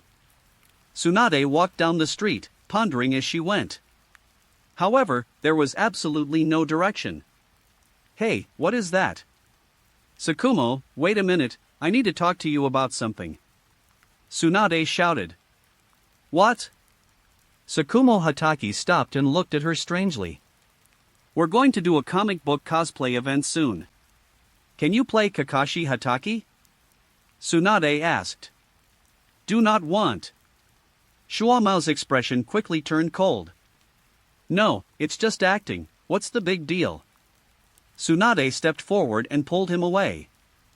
Tsukumo had intended to dodge, but Tsunade's speed exceeded his expectations, and he was caught half a beat too late. Let go. Don't let go. Open. I'll let go if you agree to play Kakashi. The two were arguing in the street. To be honest, Tsukumo was somewhat tempted to play the role, but he had no intention of playing Kakashi. However, Tsunade, with one hand, grabbed his arm, controlling the force so he couldn't break free. Damn it, you've improved a lot. Tsukumo was extremely annoyed. There was no doubt that Tsunade had developed superb control, enough to perfectly control the force he used. No way. Okay, I agree. Great.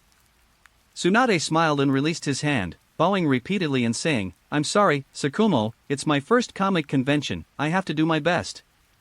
Forget it. Tsukumo sighed, waved, and continued walking forward. Get one.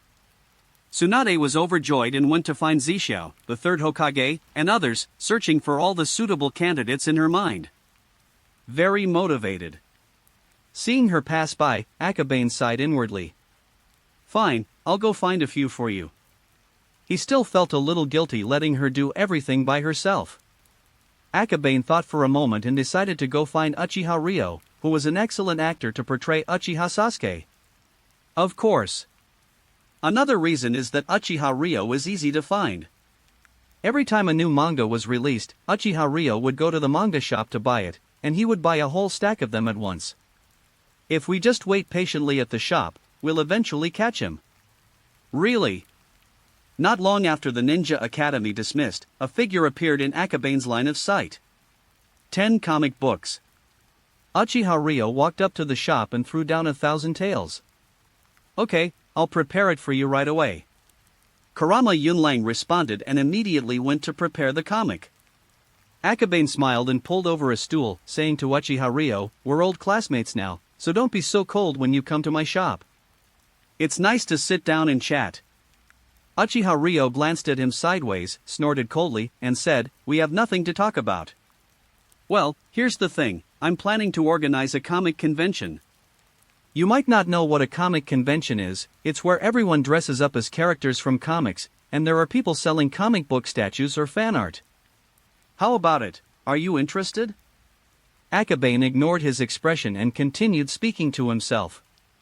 Uchiha Ryo was tempted, but after glancing at Akabane, he immediately straightened his face and tilted his head back, saying, no, I'm not interested at all. Really? That's a pity. There was supposed to be a surprise at the end. Akabane sighed, it seems there's no other way but to find someone else to play Uchiha Sasuke. Ha! Uchiha Sasuke. Uchiha Ryo's eyes widened, and he finally couldn't help but say, well, actually, it's not impossible. Then it's a pleasantly settled deal. Get it? A smile appeared on Akabane's face. Chapter 83 The Kind-Hearted Akabane. The next morning. Akabane had just woken up and was taking a stroll after finishing his meal when the third Hokage summoned him to the Hokage building. What's up now? Tsunade told me you're planning a comic convention? Page 72.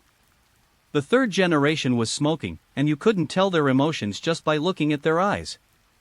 Yes, the Land of Waves storyline has ended, so it's the perfect time to start something new. Akabane said. Organizing a comic convention is no problem. I can even provide you with the venue for free, but I would like to ask that the ticket fee be waived. The third generation said, holding his pipe. You'll have to talk to Tsunade about that.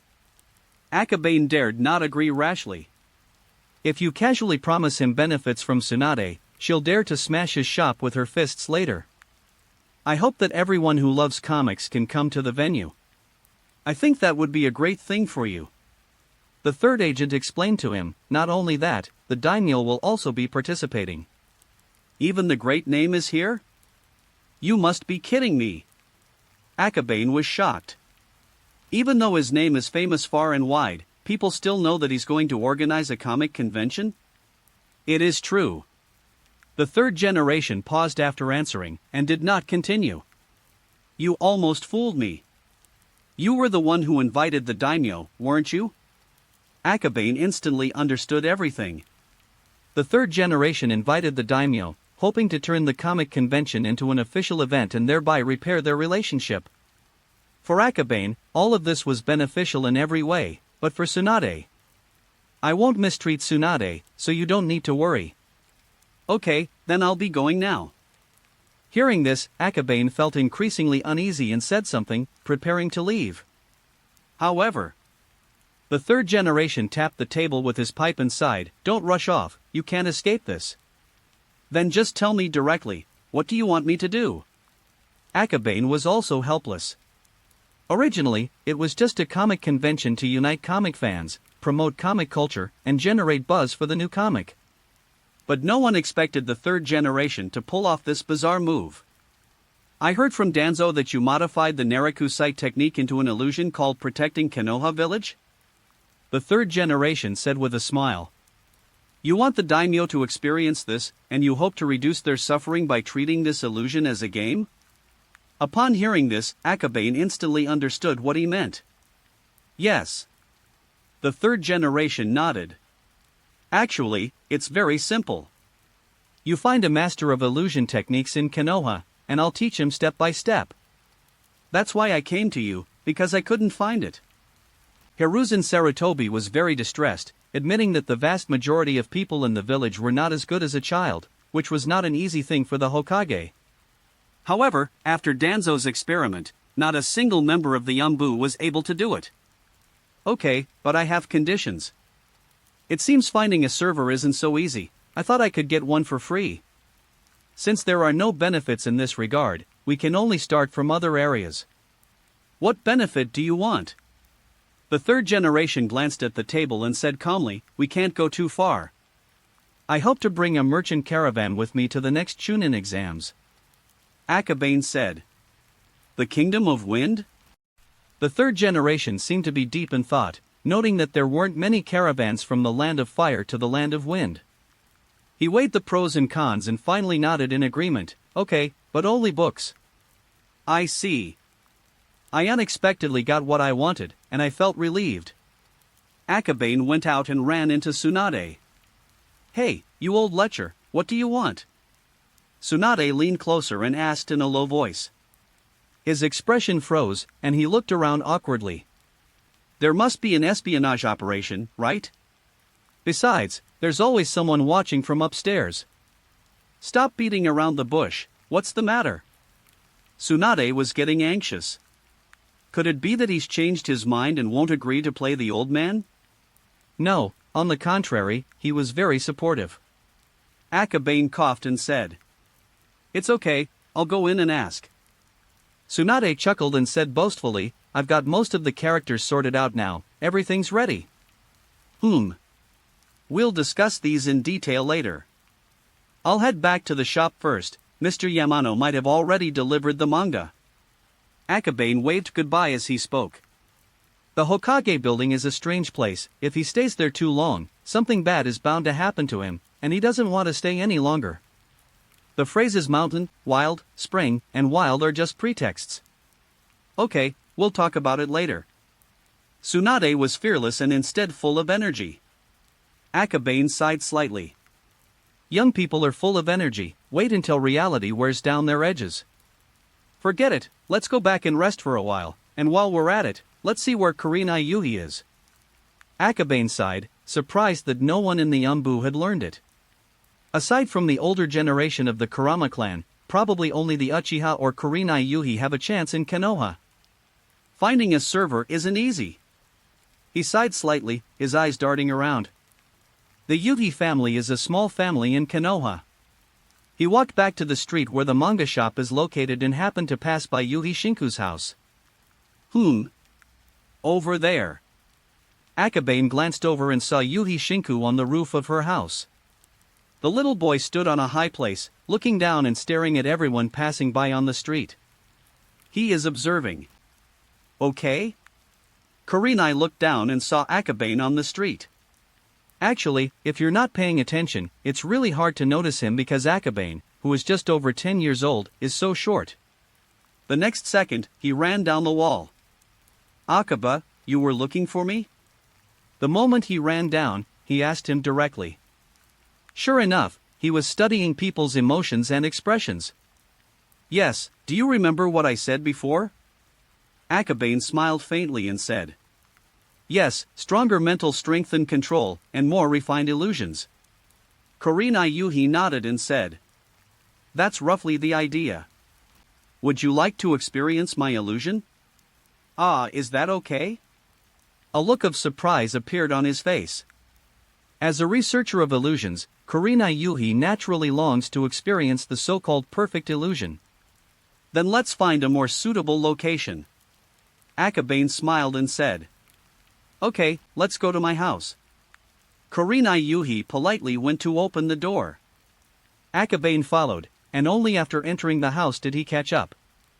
The two of them arrived inside one after the other. After sitting down, Akabane explained his principles to him. The essence of genjutsu is to disrupt the flow of chakra, causing problems with a ninja's perception. Yes. I studied the Naruto-Ch technique, which can see the fear in people's hearts and the most terrifying scenes.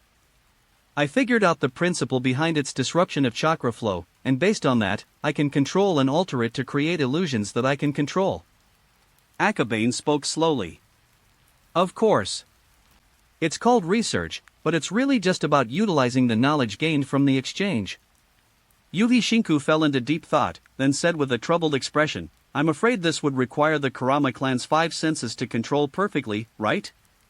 The 5 senses are also part of the illusion. Without actual control over the 5 senses, it cannot be considered truly perfect. If you want a truly perfect illusion, then this is it. Akabane didn't mince words, but only after reaching this stage are you qualified to pursue a higher realm. The illusion of the 5 senses is not something that only the Kurama clan can do. For example, the dark walk technique affects vision. With more research, he could one day master illusion techniques that affect the 5 senses. The strongest technique of the Kurama clan is to turn illusions into reality. This is the core of Bloodline Limit. I understand, please perform the spell. Kurama-Even seemed to be deep in thought, then nodded and said. Alright, then I'll use the spell. Fantasy. Before long, Kurama-Even fell into an illusion. He looked into the distance and saw an enormous fox demon roaring to the sky. Page 73. What is that?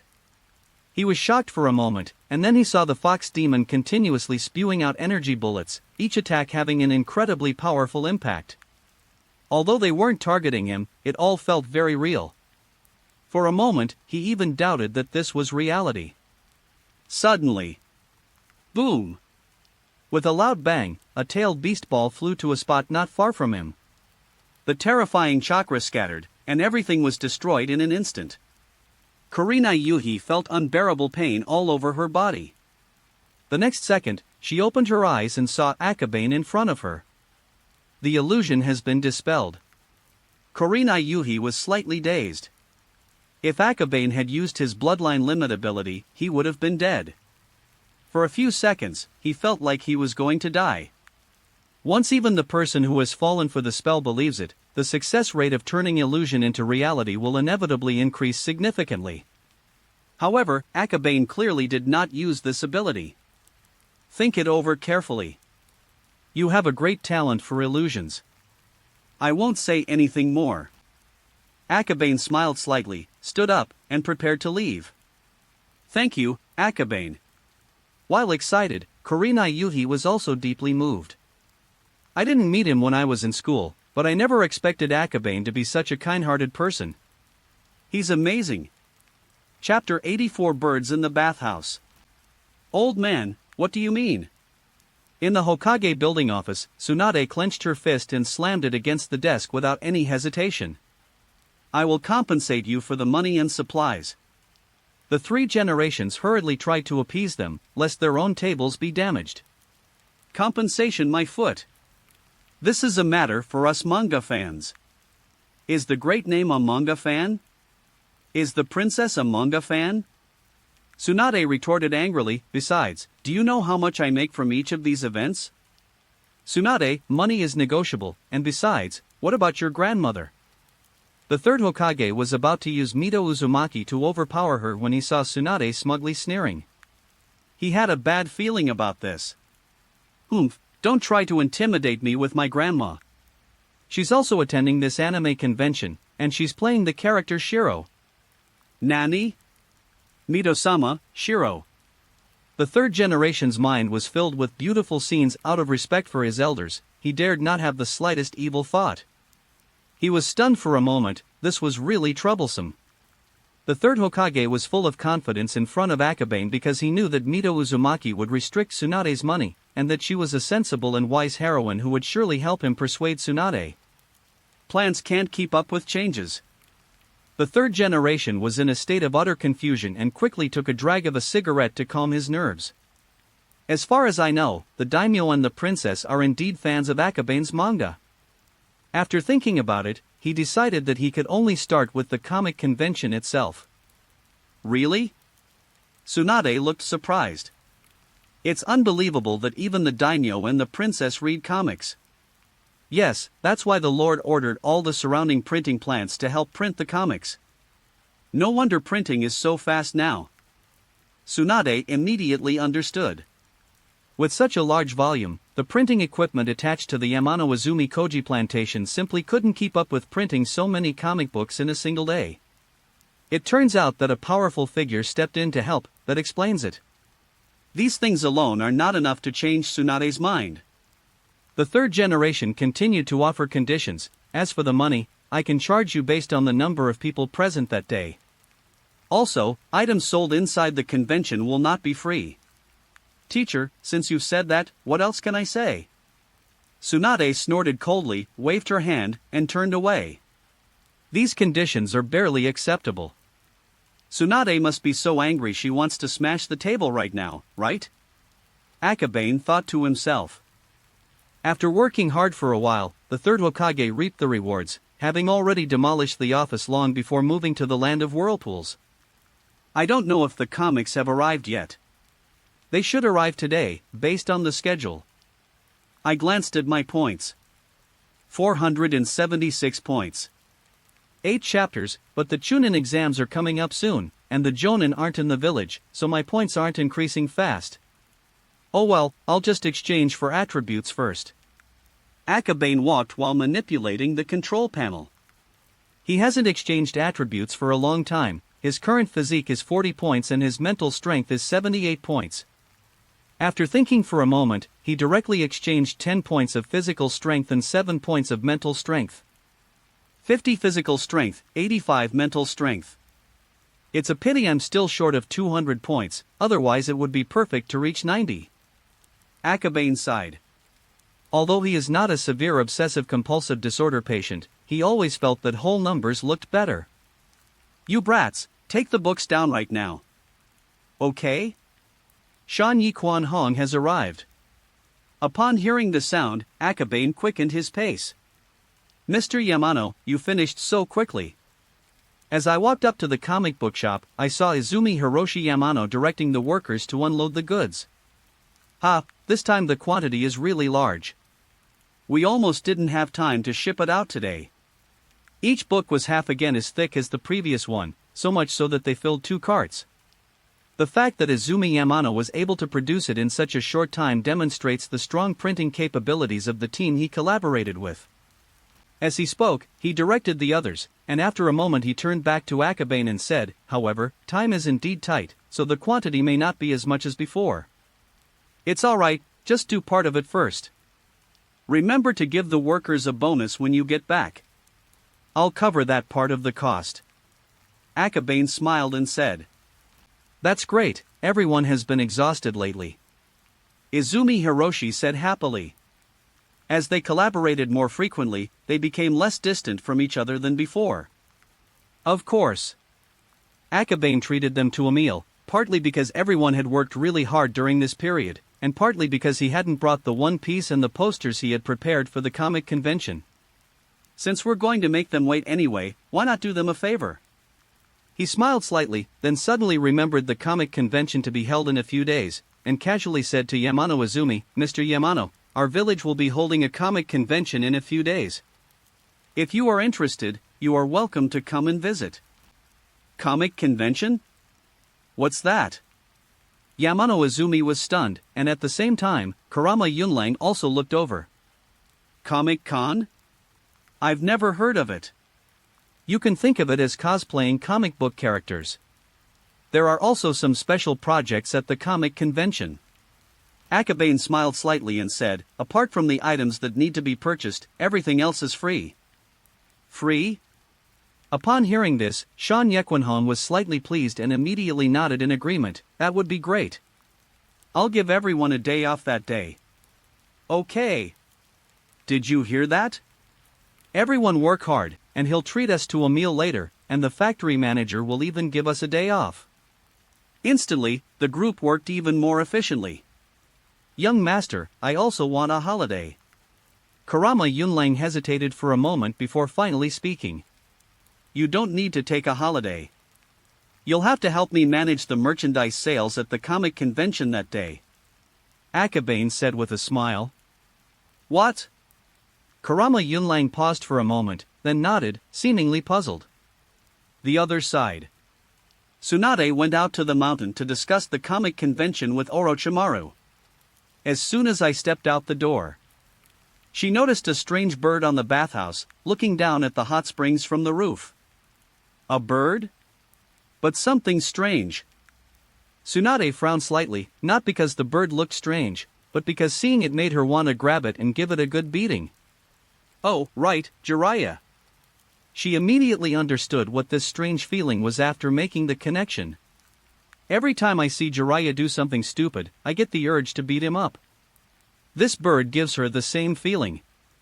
I was worried he was in a bad mood, but he ended up doing this disgraceful thing in the bathhouse. Once she understood everything, Tsunade's anger surged instantly. Unforgivable.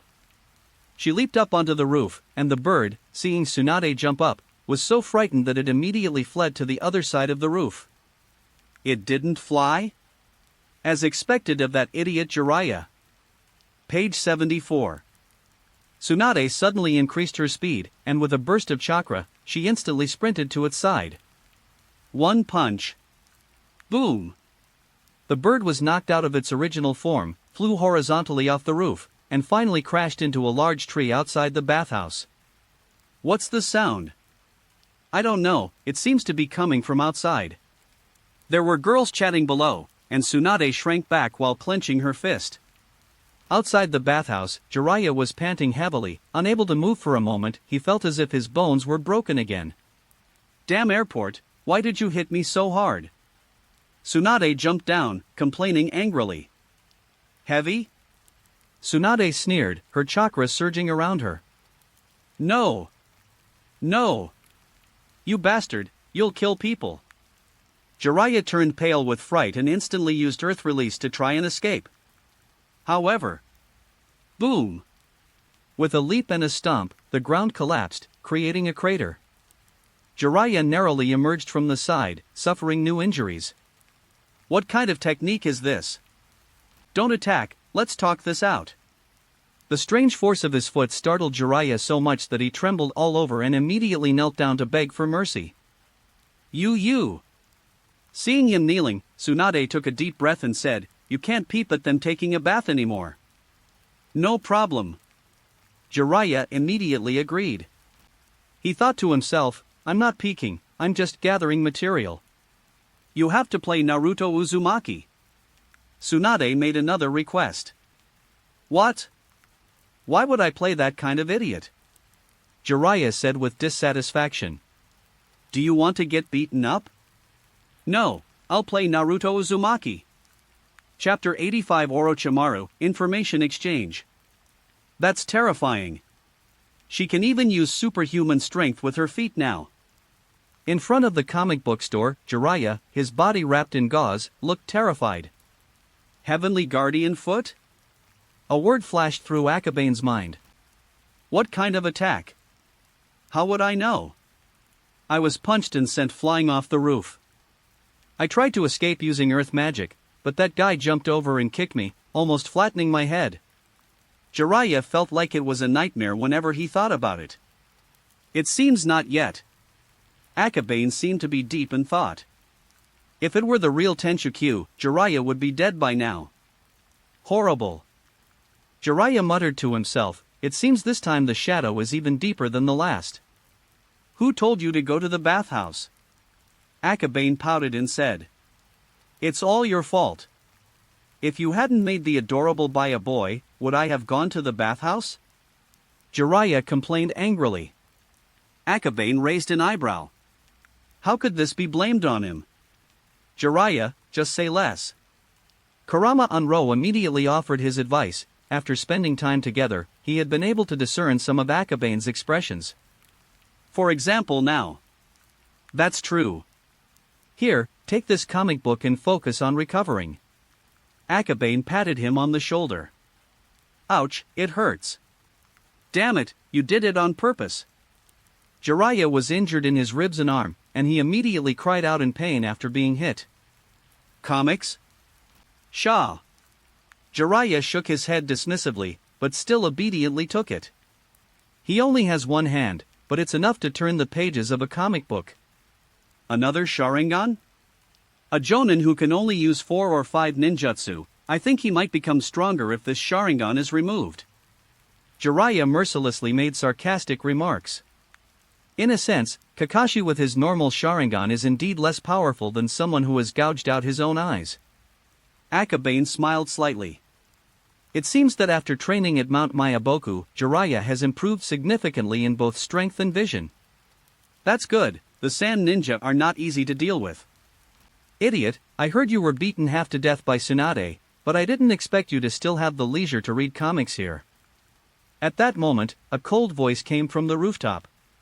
The next second, Orochimaru jumped down from the roof. Okay? Akabane was slightly startled. He had high mental strength and could distinguish subtle differences. In just a few days, Orochimaru had become even stronger, and his demeanor had undergone a complete transformation. He used to be lonely, but not indifferent.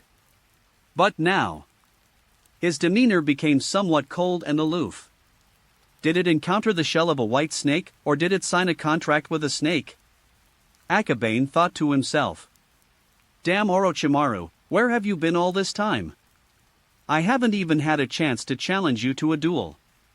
Although Jiraiya said that, it was obvious to anyone with eyes that he was a little worried. It's nothing, I just found a place to cultivate and do research. But you, Jiraiya, are really in a sorry state. Orochimaru smiled and jumped down from the roof. Well, he brought it on himself, let's ignore him. Akabane shook his head. That's true. I heard you even swore you'd never peek into the bathhouse again. How shameful. Orochimaru chuckled coldly. His real intention in coming was probably to inquire about Jiraiya's injuries, but seeing that Jiraiya was alright, he reverted to his original style. Jiraiya was furious, but there was nothing he could do. After all, it was indeed him who got a good beating from Tsunade. I'll take one of each of the 3 to 6 volumes of the manga. It's been a long time since I've read them, and I'm starting to miss them. Orochimaru said.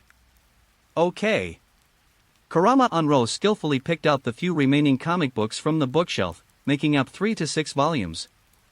Orochimaru started watching at a leisurely pace from the 3rd episode onwards. Orochimaru, the Land of Waves storyline is pretty good. I'm telling you, there will be Miss Ninja appearing later on. Jiraiya grinned mischievously. Spoiler addict? Akabane glanced over, his eyes filled with hostility. However, Orochimaru sat there, completely unmoved. Jiraiya continued talking to himself, covering most of the plot, but Orochimaru showed no reaction whatsoever, sitting there calmly, completely absorbed in the manga's story. Orochimaru, are you even listening to me? Jiraiya sensed something was wrong and was stunned. Orochimaru ignored him. Orochimaru? The second-rate Orochimaru. Idiot, can't you hear me? Jiraiya called out 3 times, but Orochimaru ignored him.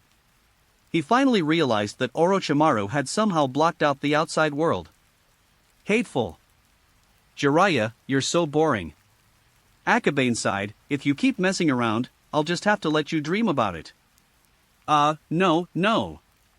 Oh, right, I just remembered I need to change my dressing, I have to go now. Jiraiya was terrified by Tsunade and immediately fled in fear. After he slipped away, Orochimaru's lips curled into a slight smile. What an idiot. You're quite patient, you don't even argue back when you're being scolded. Akabane remarked with emotion. Orochimaru was simply pretending not to hear anything, not hearing anything. That's just how Jiraiya is. Letting him think he failed is the best way to retaliate. Orochimaru smiled faintly, want to go for a walk? Akabane was taken aback. It seemed that Orochimaru had come here not just to see Jiraiya, but probably to find him. He paused for a moment, then smiled and said, let's go. This way out is the outer edge of the Death Forest. Page 75. The area is sparsely populated, and few people go there. Akabane and Orochimaru strolled over here. Orochimaru didn't say a word the whole way, as if he really was just taking a walk. However, unbeknownst to them, the two had already used the shadow clone technique. The main body continued to wander off to other places, while the shadow clone transformed and disappeared into the forest. Talking to smart people is simple. Akabane, you've been training Root, haven't you? Orochimaru's shadow clone said in a low voice. Root. As expected, you cooperated with Danzo. Akabane also lowered his voice. Ah. Orochimaru nodded, then fell silent again. He walked into the forest, seemingly deep in thought, but his eyes remained fixed on his surroundings. After walking for a long time, he took out an item from his pocket. This is? The white serpent's shell. On the day I returned from the land of whirlpools, I encountered the white serpent at my parents' graves. Orochimaru said. Why are you telling me this? Akabane didn't quite understand. Although he had a good relationship with Orochimaru, that was all. It shouldn't be enough to exchange such crucial information. Orochimaru was silent for a moment, then said, Danzo is a venomous snake. If you cooperate with him, you must be prepared to be bitten in return at any time. Oh. Although we are weak now and not worth being used by him, there is always the possibility that we will be bitten in return one day. I want to cooperate with you. Orochimaru said calmly. I see. Although they are shadow clones, they are not much different from the original body. The communication between the two is reflected back to the original body afterward. Akabane closed his eyes and pondered for a moment before saying, Danzo knew that I had modified the Naraku sight technique, so I guessed that you were cooperating with him. Really? Orochimaru was not surprised, but also felt apologetic. I'm sorry, I leaked your information without permission. It was wrong of me. It's nothing, just a small matter. Akabane shook his head slightly. The teacher made a deal with Danzo. A year later, the teacher will take you under his wing, while I will follow Danzo to learn. Orochimaru continued. That's pretty much what I guessed. Very well, that's all for today. At this point, both of them simultaneously dispelled their clones. Chapter 86. What is a cheap son? It's been a long time since I played against you. I really want to have a match with you. Orochimaru paused, clearly having received feedback. Forget it. Akabane waved his hand and shook his head, saying, fighting with you is too tiring. Okay, to be honest, I'm not confident I can beat you either. Orochimaru chuckled softly. The two, understanding each other perfectly, waved goodbye. This meeting was merely a briefing to determine friend or foe. A real battle is not planned for now. Whether it's cooperation through information sharing or not, even if Danzo won't target me now, I can at least know in advance what he might do if he becomes mentally unstable in the future. But Akabane returned to the comic book shop and closed his eyes in deep thought. It cannot be completely trusted. If Orochimaru were to also try to trick him, then such a deal would be fatal. Young master, what are you thinking about? Kurama Unro was a little puzzled. Ever since Akabane returned, his expression had been strange, which made him somewhat worried. Nothing, I was just thinking about the comic convention. Akabane got up and stretched. For the time being, everything is fine, so there's no need to worry too much, at least not for the next year. Let me first. He was about to go home when he turned his head and saw Inuzuka Ishii and Hatake Tsukumo. Akaba, I didn't expect to see you here today. Tsukumo revealed a slight smile. Inuzuka hesitated for a moment, then finally called out, Akaba. Are you guys walking your dogs in a group? Each of them had a ninja dog on their leash.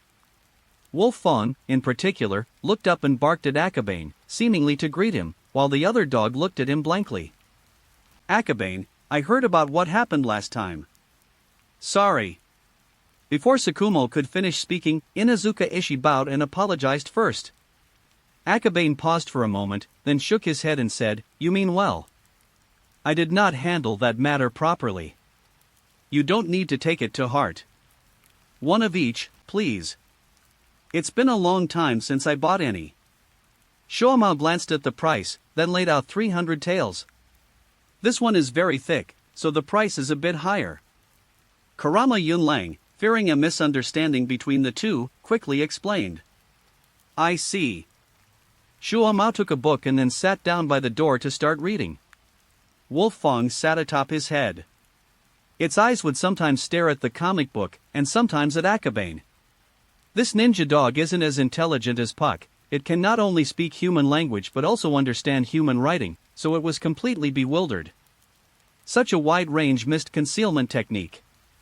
Tsukumo paused slightly. Is it really possible?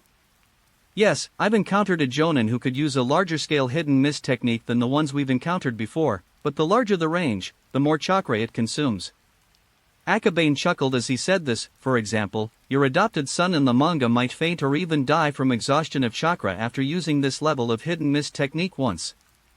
What does cheap son mean? It was all you're doing. Shuamao stiffened slightly, barely suppressing the urge to hit someone.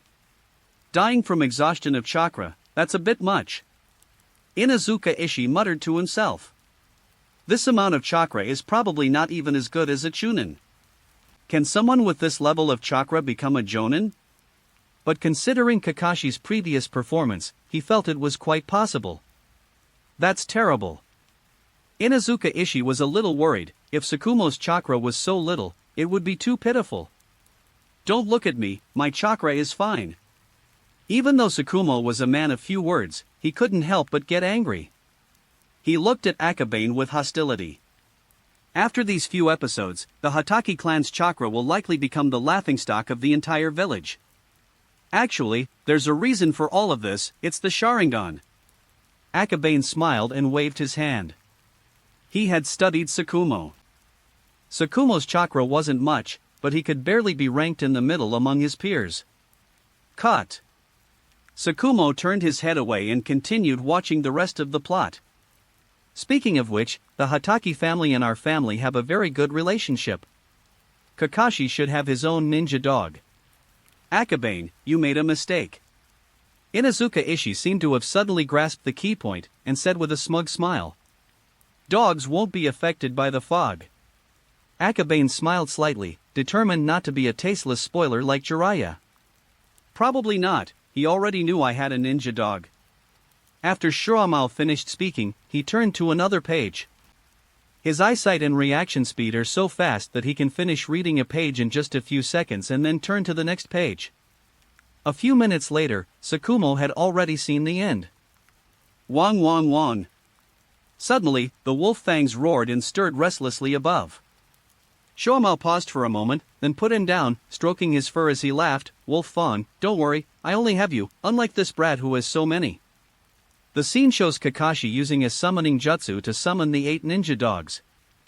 What a smart dog. Akabane paused for a moment, then said with some surprise. It's a ninja dog. Ishii Inazuka said smugly. Their family specializes in raising ninja dogs. Ninja dogs are their trademark. Akabane glanced at Wolf Fong, then at Inazuka Ishii's dog, pondered for a moment, and asked, since it also saw the scene, why didn't it bark? Is it because it's stupid, or is it less aggressive than Wolf Fong? What do you mean stupid? Iwamaru is also very smart, it's just that it's a gentler breed, while Wolf Fong is a rather fierce breed. Inazuka Ishii explained. In terms of ninja dogs, their family is clearly the most authoritative. Akabane nodded, then hurriedly asked, are there any intelligent dog breeds that can talk and read? Preferably not too weak, and easy to care for. At first, Inazuka Ishii just found it funny, but as Akabane became more and more serious, cold sweat began to seep from his forehead. Page 76. Akabane, what you need is not ninja dogs, but people. Tsukumo said coldly. Forehead. Akabane was stunned, it seemed the conditions were indeed a bit excessive. He pondered for a moment and then asked, what about those that can speak and read? There are indeed many highly intelligent individuals among ninja dogs, but they generally require a long period of training and are not very suitable as fighting dogs. Our family does not keep such dogs. Inazuka Ishii hesitated for a moment before speaking. So that's it. After hearing this, Akabane gave up the idea of raising a ninja dog. Raising himself was tiring enough, raising a dog would be too much of a death sentence. But thinking about it, he couldn't help but sigh. If you had the same good fortune as the Sannin, you wouldn't need to be trying to take advantage of the ninja dogs here. Inazuka Ishii talked for a long time, but Tsukumo didn't say anything more. Instead, he just stood there in a daze. I couldn't help but ask curiously, Tsukumo, why aren't you turning the page? This technique. Tsukumo pointed at Raikiri, looking deep in thought. What happened? Inazuka Ishii was a little confused. Was this technique strange? Raikiri is a technique I envisioned, but unfortunately I don't have lightning attribute transformation, so I can't test it. I can only draw it here. Akabane said. It would be extremely difficult to achieve this technique, because it requires both a change in properties and a change in shape. Shiromao said. That's right, it needs to take into account both changes in form and changes in properties. Morphological changes? Shiromao seemed to be deep in thought. He closed the comic book and fell into deep contemplation. Chapter 87 Ninjutsu of Imagination Deduction. What are you thinking? Tsukumo got up to continue walking the dog, and Inazuka Ishii, worried, hurriedly put away the manga he hadn't finished reading and followed him. That technique, in a certain sense, is achievable. Shiromao pondered for a moment and said, however, I'm afraid most people can't handle it.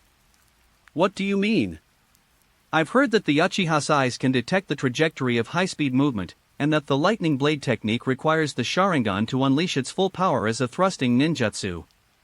In a short time, Hatake Tsukumo had already gone through the process of analyzing the Raikiri in his mind, including its advantages and disadvantages, how to make up for them, and so on. The more he understood, the more he admired Akabane. That's amazing. To be able to come up with such a perfect ninjutsu just by thinking about it. Inuzuka Ishii was very envious. To write such a well-reasoned and logical ninjutsu based solely on imagination is quite remarkable. Compared to them, I am really inadequate. Sure, don't be too upset. Your talents don't lie in these areas. Shuo Mao comforted him. Inuzuka Ishii's combat talent wasn't strong, so he was assigned to a relatively weak squad and did basic training in missions. However, compared to a genius like Tsukumo, even an ordinary genius would feel frustrated. Thank you for your comfort. Inuzuka Ishii was in low spirits and patted the whimpering Iwamaru on his head. Just like his master, Iwamaru was too gentle and unsuitable for fighting. I'll go back to my family first. I suddenly have some thoughts about that technique I just used.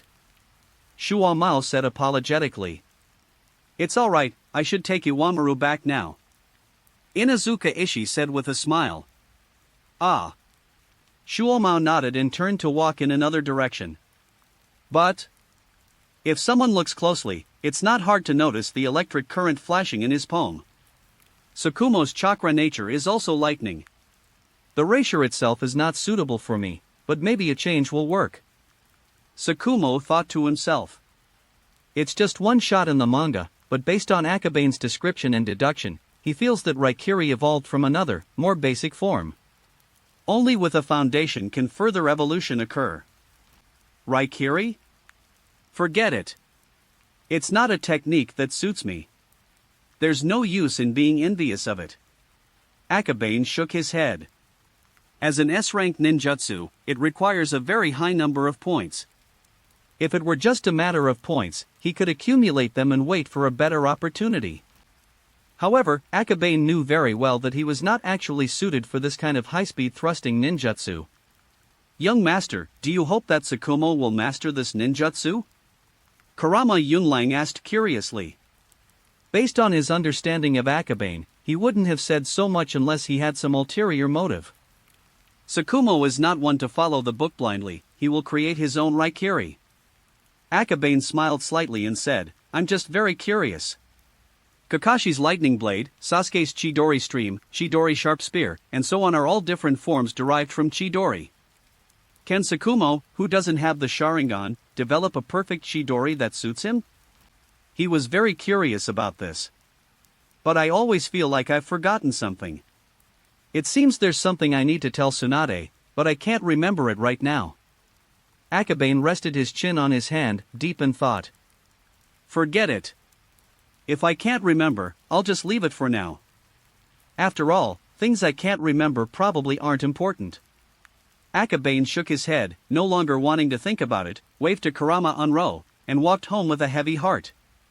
With the end of the Land of Waves storyline, his exchange list has gained several more items. If he had enough points, he would definitely redeem them all at once. Lightning Blade and Ice Release techniques are no match for them. In reality, he can't even exchange for the one-handed hand seal technique he most wants. It requires a full 1,000 points. I'm so short on points. Akabane sighed. Right now, the key is still attributes and chakra. Lightning Blade, a viable ninjutsu. In the Hokage's office, the third Hokage moved the telescope camera away. He was deep in thought. Orochimaru and Akabane both felt that something was off. Sarutobi, have you seen the latest chapter of the manga? Just then, the door was suddenly pushed open. The third Hokage calmly covered the crystal ball with a book and asked, "What's wrong?" This ninjutsu called Raikiri is very likely a thrusting ninjutsu that can be performed. Danzo unfolded the page of the manga and said calmly.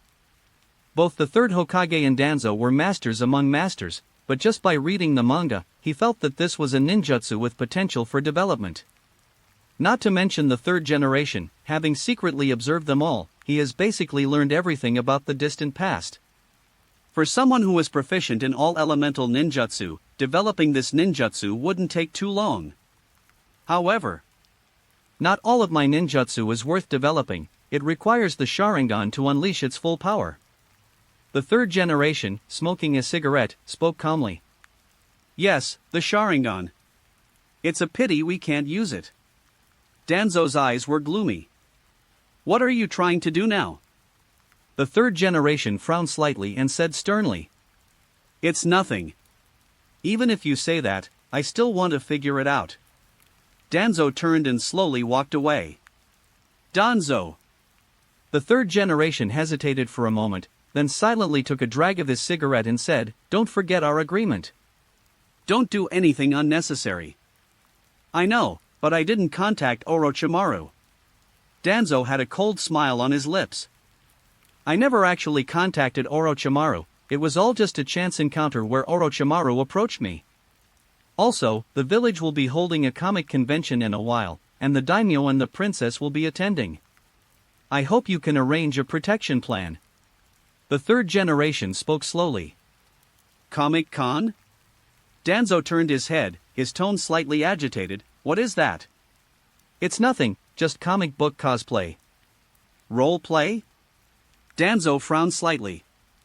It seemed that the third Hokage and many others knew about it, but he was completely unaware. It seems that I've been so busy with my team lately that I've neglected the village's affairs. He snorted in dissatisfaction and said, That kid doesn't cultivate all day, he's busy with these unimportant things. No, these are just as important as they are. The third Hokage disagreed, saying, Ninjas shouldn't only have missions and training, they also need to have their own lives. Your root squad is no exception. TCH, I'll take care of the protection plan. If there's nothing else, I'll be going now. Danzo abruptly turned away, ignoring him completely. Page 77.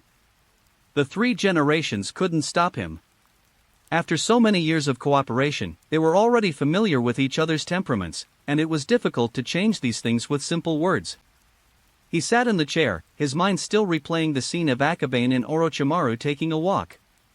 Lord Hokage, Jiraiya. Jiraiya! Just then, a Chunin rushed in from outside the door. What's wrong with Jiraiya? The third generation frowned and asked. He climbed up the fire shadow rock, it seems he's going to draw something next to it. What? This idiot. Chapter 88 Jiraiya's Street Graffiti. What? Jiraiya went to climb the Hokage rock? Akabane was shocked when he heard the news. Wasn't that kid badly beaten up? How come he's still climbing the Hokage rock with boundless energy? Yes, master. Kurama Yunlang was panting. He had heard the news from the person who bought the comic book and rushed over immediately. I'll go check on it. You keep the shop running. When he left the clan's territory and went out into the streets, almost everyone knew about Jiraiya. A bunch of people rushed towards the Hokage rock. What on earth did this idiot do? Akabane is dumbfounded. This must have alarmed almost the entire village, right? After crossing several streets, he looked up and saw the distant mountain rocks. A small figure could be seen drawing on the mountain wall beside Fire Shadow Rock. Judging from the marks, it was a portrait. This guy is doing street graffiti on Hokage Rock, he's got some nerve. Akabane muttered to himself. No one has ever broken ink on the Hokage Rock before, and only the Crown Prince will dare to do so in the future. In front of the Hokage Rock. Jiraiya, what are you doing? Get down here. The third generation roared in anger. Teacher, I want you to see. Jiraiya shouted from above, my art, my progress, and me. Jiraiya, you. The third generation was initially furious, but upon hearing these words, his expression froze instantly. At this moment, Akabane had already reached the bottom of the Hokage Rock. With his hearing, he was able to hear Jiraiya's voice even if it was very faint, it was enough to make out the content. Hoo-hoo! He heard heavy breathing. Akabane turned his head and saw someone standing next to him, hunched over and panting. What's gotten into Jiraiya? Who knows? Maybe someone touched a weakness in his heart. Akabane was unaware of this as well. After an afternoon, Jiraiya suddenly climbed the Hokage Rock. Something must have happened in between. Did someone provoke him? Tsunade was stunned. What are your inner weaknesses? Jiraiya has always been carefree and easygoing. Except for the time when Akabane made Haku a male character, he has never had a mental breakdown. Even such a cheerful person has psychological weaknesses. The third Hokage paid too little attention to Jiraiya, his gaze was all. Thinking of Orochimaru's information, Akabane swallowed the rest of his sentence. Tsunade stared blankly for a few seconds before looking at the mountain wall. Yes. She understood instantly. Jiraiya's training, progress, and even his challenge to Orochimaru were all for the third Hokage to see his improvement. What a fool! Tsunade's words were sharp and unforgiving, but her expression softened. But if this continues, things will get complicated. Akabane sighed. At this moment, the portrait of Jiraiya on the mountain wall is beginning to take shape. It is himself. From a purely artistic perspective, Jiraiya's work isn't great, but it's still much better than Naruto's doodles. At least at a glance, everyone can recognize that it is him. Jiraiya, come down first.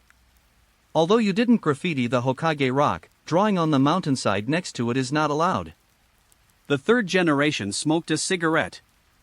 He already understood the crux of the problem, but the most urgent task was to persuade this brat to calm down. Teacher, look at my drawing skills. Jiraiya felt very refreshed. For the first time, he felt that the teacher was paying attention to him, instead of always focusing on Orochimaru. I am quite familiar with your drawing skills, please come down first. The third generation sighed. Really? Tsunade was slightly taken aback. Did her teacher know a lot about his drawing skills? Akabane didn't answer, but his expression was a little strange. In a sense, the third generation may not have lied, but the truth is somewhat complicated and not suitable to be said directly. However, at the same time, he saw a shadow spreading down from above the fire shadow rock. Shadow imitation. It seems that Jiraiya's drawing will never be finished. Akabane smiled. With his current single-mindedness, it would be strange if he could even perceive the shadow above. The Nara clan has made a move, and I suspect the Yamanaka clan is also involved. Tsunade breathed a sigh of relief. With both sides attacking at the same time, Jiraiya would definitely be able to come down safely. But now we should consider another issue. I hope that after he comes down, the teacher will spare his life. Tsunade sighed. Lord Sandai is feeling guilty right now, he will be fine. Akabane turned and left. Putting all of this together, he had already guessed some of the clues. After much thought, the only one who could provoke Jiraiya is probably Orochimaru. You seem to have figured it out. Tell me, what exactly happened? Tsunade glanced at it and immediately caught up. I don't know either, it's just a guess. As Akabane spoke, he turned and glanced back at the mountain wall behind him. Jiraiya's drawing skills, however, improved rapidly. Even if it's just a guess, tell me about it. I'm really curious. Tsunade jumped in front of him. I suspect that Jiraiya went to fight Orochimaru, and Orochimaru unintentionally provoked Jiraiya. Akabane shrugged. Perhaps it's true. Tsunade listened to the answer and agreed with it. Orochimaru might want to help Jiraiya, but you probably know him better than I do. Akabane smiled but didn't continue. He seems cold-hearted, and he probably isn't good at comforting or helping people. Tsunade sighed. Although it was just a guess, she felt that the possibility was extremely high. On the other hand, Orochimaru probably didn't expect that Jiraiya would do something so outrageous to prove himself. Ah! How did I get down here? Not far away, Jiraiya's surprised shouts could be heard. You idiot, there's a limit to your nonsense. If you do something so outrageous again, see how I deal with you. The third generation angrily said, now, go and wipe your portrait clean. Okay, I get it. Jiraiya touched his head and sighed softly. Let's move on, there's nothing to see here. The ninjas began to disperse the crowd. Jiraiya wanted to fetch water, but he had injured one hand and found it very difficult to do so. Let's go help. Tsunade rolled up her sleeves to go and help, but Akabane held her back. Let's go, let the third generation lord be alone with him.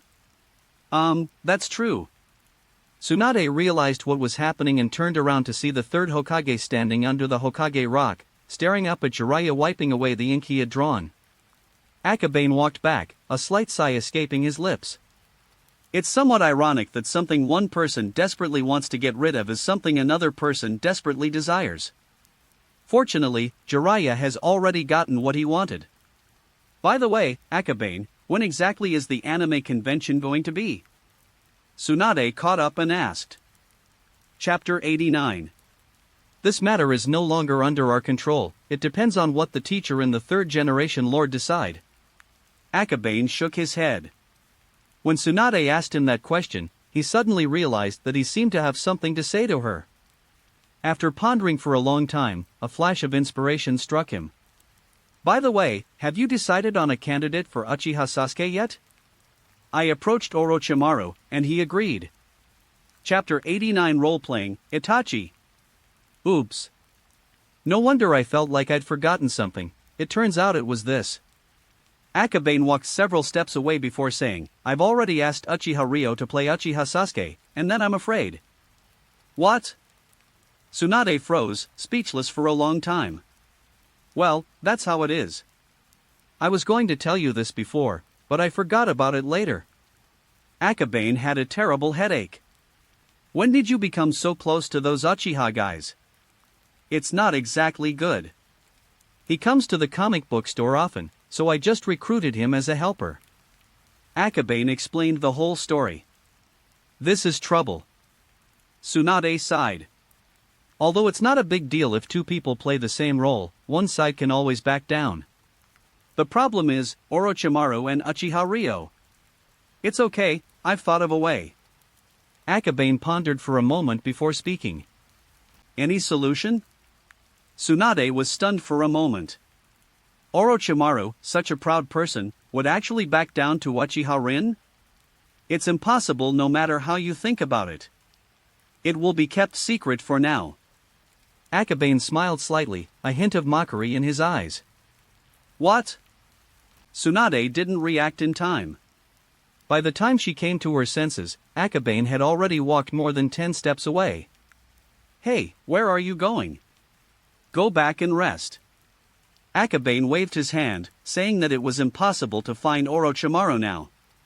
That guy was trying to fool Jiraiya for 2 reasons. First, to get rid of Jiraiya's entanglement, and second, to avoid being monitored by the third Hokage's telescope technique.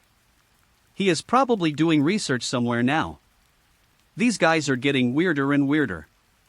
Tsunade looked back at the Hokage rock, then at Akabane who had left. Everyone has changed a lot, but... Jiraiya dropped something. A few sheets of paper? The 3 generations quickly took action, catching the sheets of paper one by one. The next second, he lowered his head and became completely focused. After a long while, Jiraiya wiped the ink off the rock wall, looked down, and was immediately stunned. The painting in the teacher's hand. That's not mine. Jiraiya, although Shiro is cute, there should be limits to your fantasies. The 3rd generation silently put away the paintings, saying, I'm confiscating these paintings. Teacher, no. Jiraiya was on the verge of tears.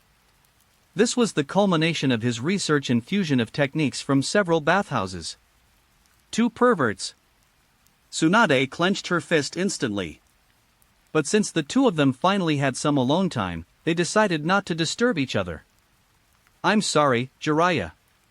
I've been paying too little attention to you all this time.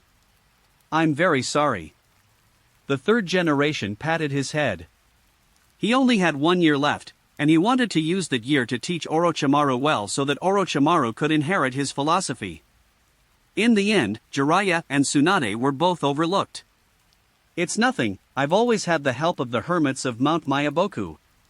Jiraiya scratched the back of his head, feeling embarrassed instead. Yes, thank goodness for Mount Mayaboku. The 3 generations sighed slightly. Jiraiya was not without talent, but to be honest, even the ninja doctor didn't know how to treat the problem effectively. Unexpectedness is number 1, and that applies to this guy too. The next day. Before Akabane got out of bed, a snake suddenly climbed over the wall. Instantly, he opened his eyes. This is? The snake wasn't big, but it very nimbly raised its head and flicked its tongue. Sizzle. The little snake crawled onto the table, trying to be at the same level as Akabane, and then a voice came from inside. Akabane, it's me. Wait, let's talk outside. Akabane created shadow clones, which transformed into insects and flew out of the window into the forest. The little snake followed closely behind, all the way into the forest. Seeing that no one was around, Akabane asked, "Is this a summoning beast?" "Yes, I have been studying the ninjutsu related to them during this time." The snake flicked its tongue and continued to make noises. "Does a snake split into two?" Akabane smiled slightly, lay down, and asked, "You came to see me so early in the morning, is there something you need?" "I heard that Jiraiya. Humph, that idiot must have been punished terribly." Orochimaru said half a sentence, then let out a cold laugh. "No, but did you instigate him to cause trouble in order to get rid of Jiraiya and the teacher?" Akabane looked amused. Orochimaru said helplessly, "No, I just told him that if he wants the teacher to approve of him, he should take action to prove it. Unexpectedness is number one, it never catches you off guard." Akabane chuckled softly. Young Jiraiya looked remarkably similar to Naruto. "By the way, Danzo showed me the Book of Seals." Orochimaru said, "It's the thing you drew that Naruto stole." "It's a copy, right?" "The original copy is only available in the third generation," Akabane said. "The techniques inside are not complete, Danzo must have done it secretly. Also, Danzo has recently been trying to give me information about the first Hokage," Orochimaru said. Information exchange is part of the previous cooperation between the two parties. He sent his snake clone over to ensure safety to the greatest extent possible. Data from the first generation? So he had been exposed to it so early on. Akabane was slightly startled, then understood. Orochimaru's early research focused mostly on immortality and regeneration.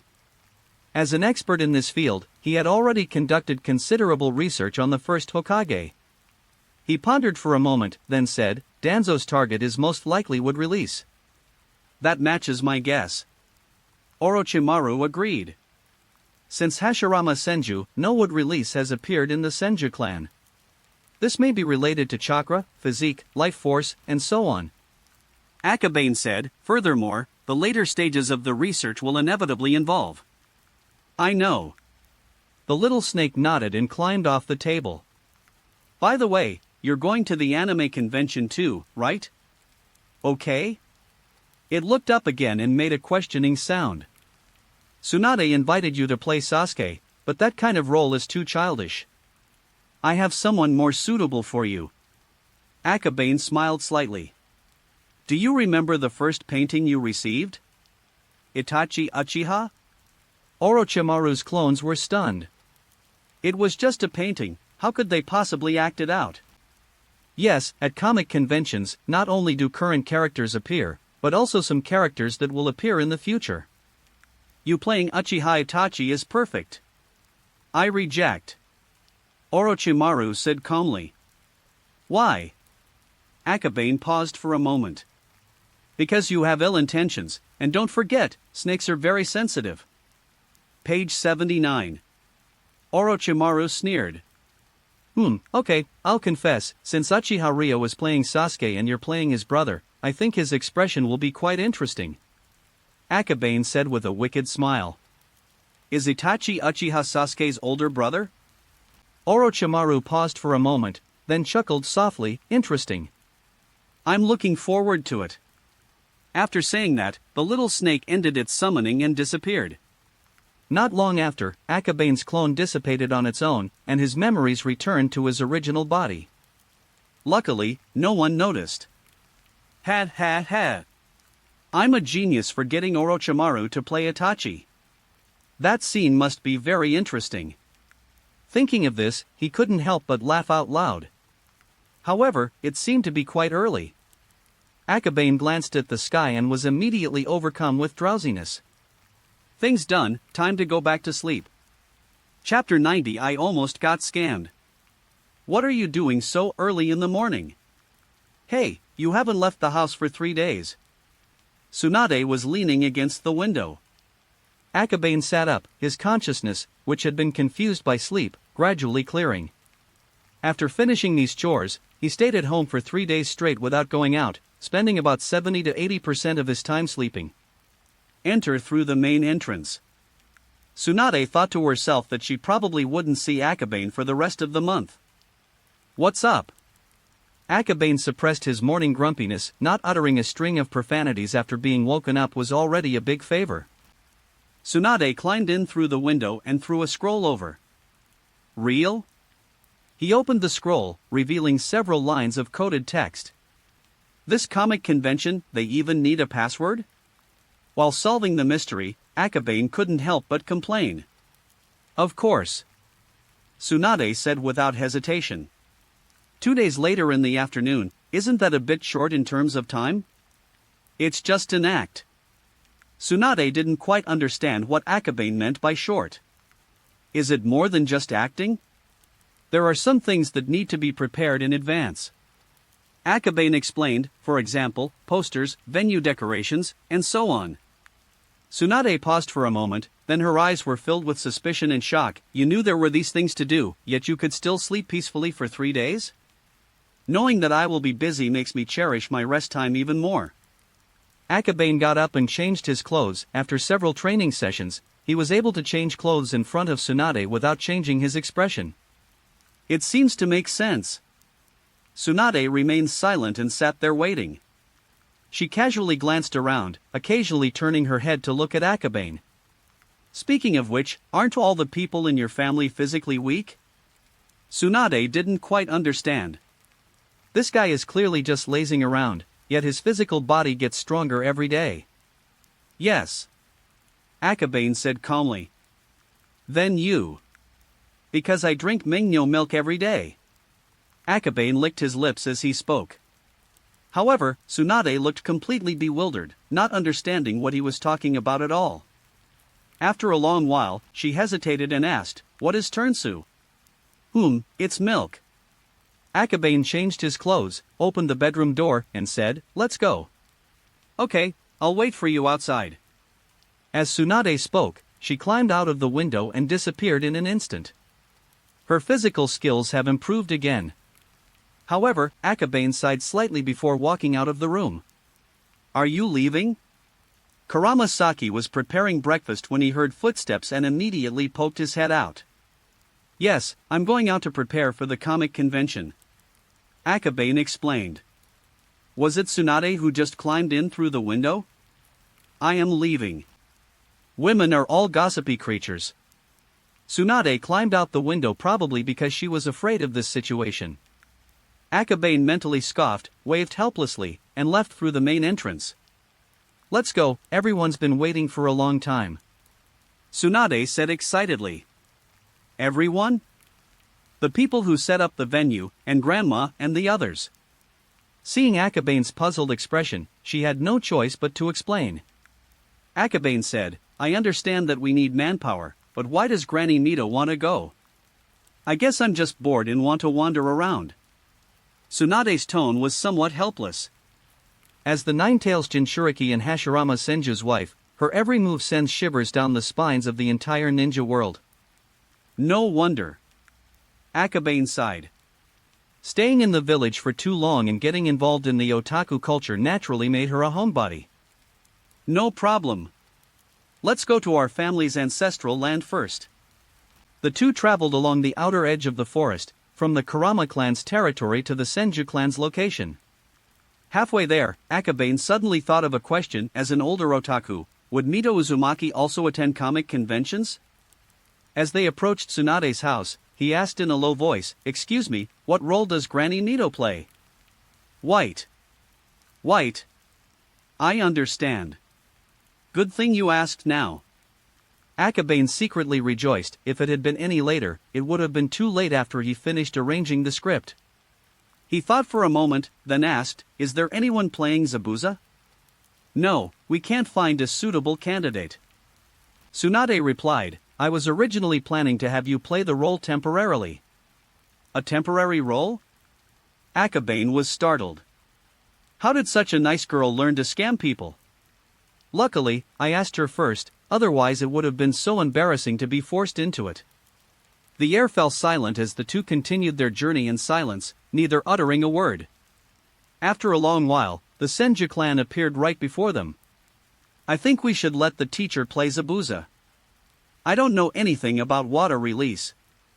Akabane said seriously. Water release? Do I need to know ninjutsu to do that? This time, it was Tsunade's turn to be surprised. Yes, we need to design a role-playing scenario for the comic convention. I drafted a storyline based on Kakashi's first battle against Zabuza. Originally, Akabane didn't intend to do anything fancy. But now that Daming has brought a whole bunch of people, how can it be proper without a show to anchor the event? This scene is not difficult to act out, and the early part is relatively exciting, making it perfect for the opening ceremony performance. That's definitely a good suggestion. Tsunade's eyes lit up, and she said excitedly. Immediately afterwards, she started chattering away about her ideas, even more excited than Akabane. Up to the Senju clan. Oh. That's a great suggestion. This time, Mito Uzumaki was excited to be on the team, but the difference was that she seemed to have some regrets. If this part of the story is to be included, my bai will only have one chance to appear. Grandma, how about I give you the role of Sakura too? Tsunade's eyes darted around, and she seized the opportunity to speak. What? Really? Mito Uzumaki's face lit up with joy, while Akabane's face paled instantly. He immediately spoke up to stop it, lest the situation escalate. No, we must each have one role for the opening ceremony. If you really want to play a role, you can wait until after the opening ceremony and find a stage to use your shadow clone to play the role yourself. Who is Mito Uzumaki? The most senior being in all of Konoha. If Tsukumo were to play Sakura, he would be so embarrassed he'd want to tear himself apart. TCH, what a boring junior. Mito Uzumaki sighed, then said listlessly, let's go check out the performance venue first. Okay, everyone's leaving. Page 80. Tsunade shouted, and instantly a bunch of people ran out of the courtyard. Akabane glanced around, the entire Senju clan was present. Can't afford to provoke. Shinshin, I'm leaving this place in your care. Mito Uzumaki glanced at the dozen or so people beside her. These were people who weren't going to the meeting, they were responsible for guarding the clan's territory. Yes, Lady Mito. Jinxian nodded in agreement. Let's go, Akabane. I'm curious to see what you'll do. Mito Uzumaki smiled gently. Ahem, actually there are many things that can't be done today, but going over to make arrangements first is a good choice. Akabane stuttered a little when he spoke. There's no way around it, everyone here has an impressive background, and they're all descendants of meritorious figures who followed the original leader in conquering the world. Some things are better explained in advance. What? It's not finished yet?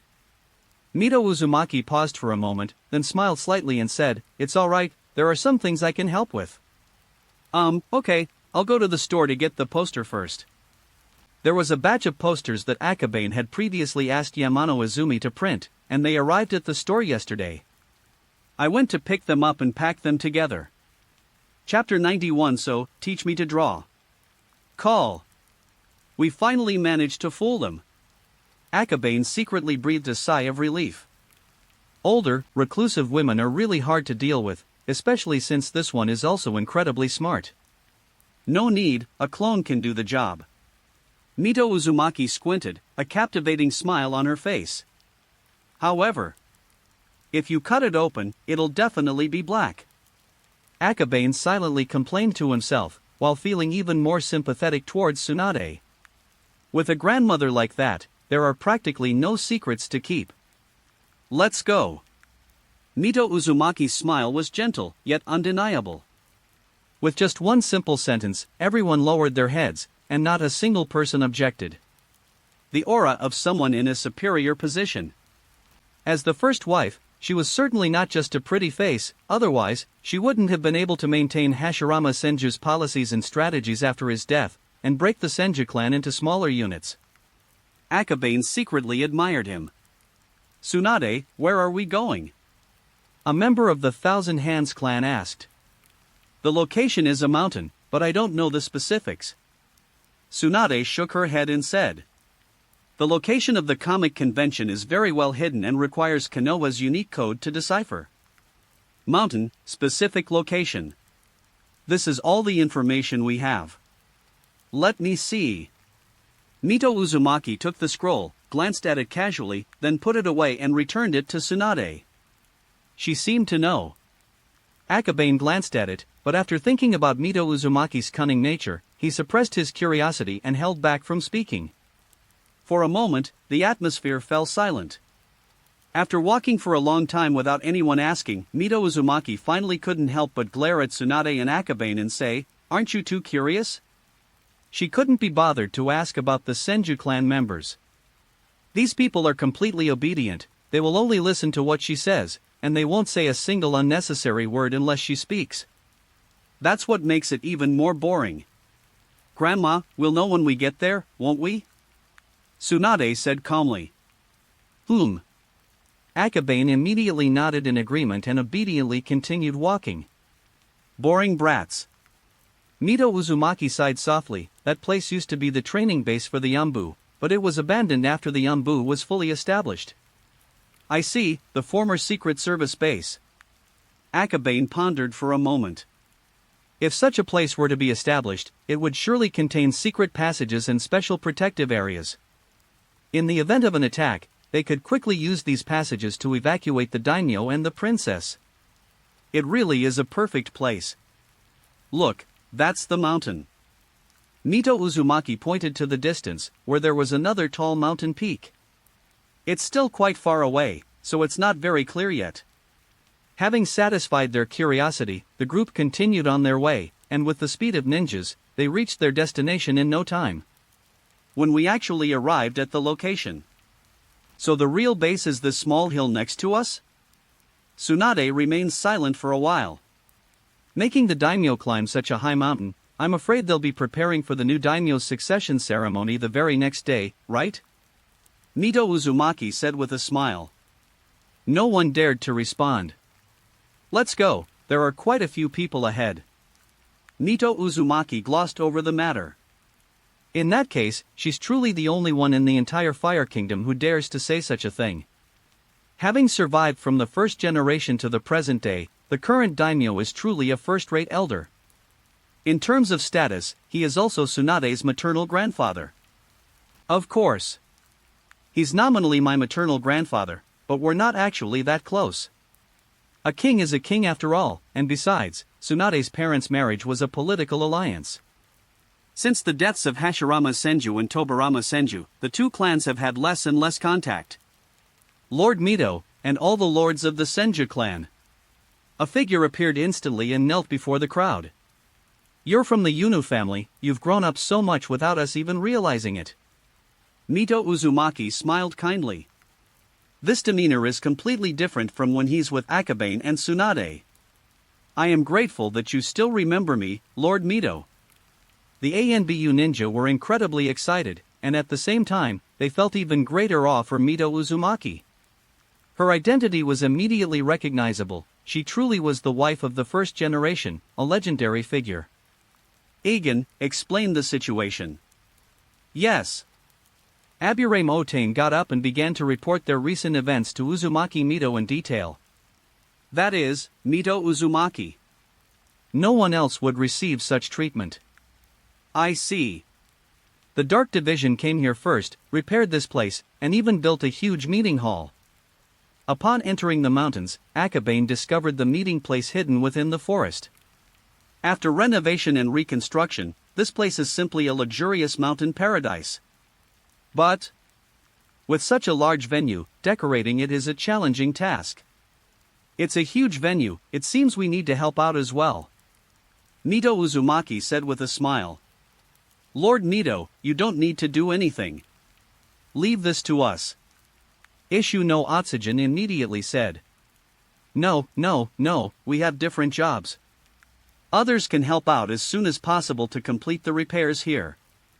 Mito Uzumaki smiled, looked around, and then beckoned to Akabane and Tsunade. "You two, come here." "What are you up to now?" Akabane muttered to himself as he followed her. "Akabane, look at this huge project. It seems you need to help." Nito Uzumaki said, "Then, teach me to draw." "What?" Akabane paused, stunned. He had specifically pulled Akabane over here to ask this question. "Didn't you hear me? I want to learn to draw. I think I can do what you do with these posters." That's what Nito Uzumaki said. "Of course can." Akabane paused for a moment, but he never intended to keep his drawing skills to himself. After all, the more artists there are, the more vitality the comic market will have. Not only that. Some artists who draw well but have weak storylines can be trained to become our own artists and draw other comics. Perfect idea. So let's start by talking about what kind of painting you need. Don't let my appearance fool you, I've actually been studying painting techniques recently. Nito Uzumaki still wore her sweet smile. Then, he formed a madra with his hands. Instantly, drawing boards, brushes, ink, and other supplies appeared all at once under this small pavilion.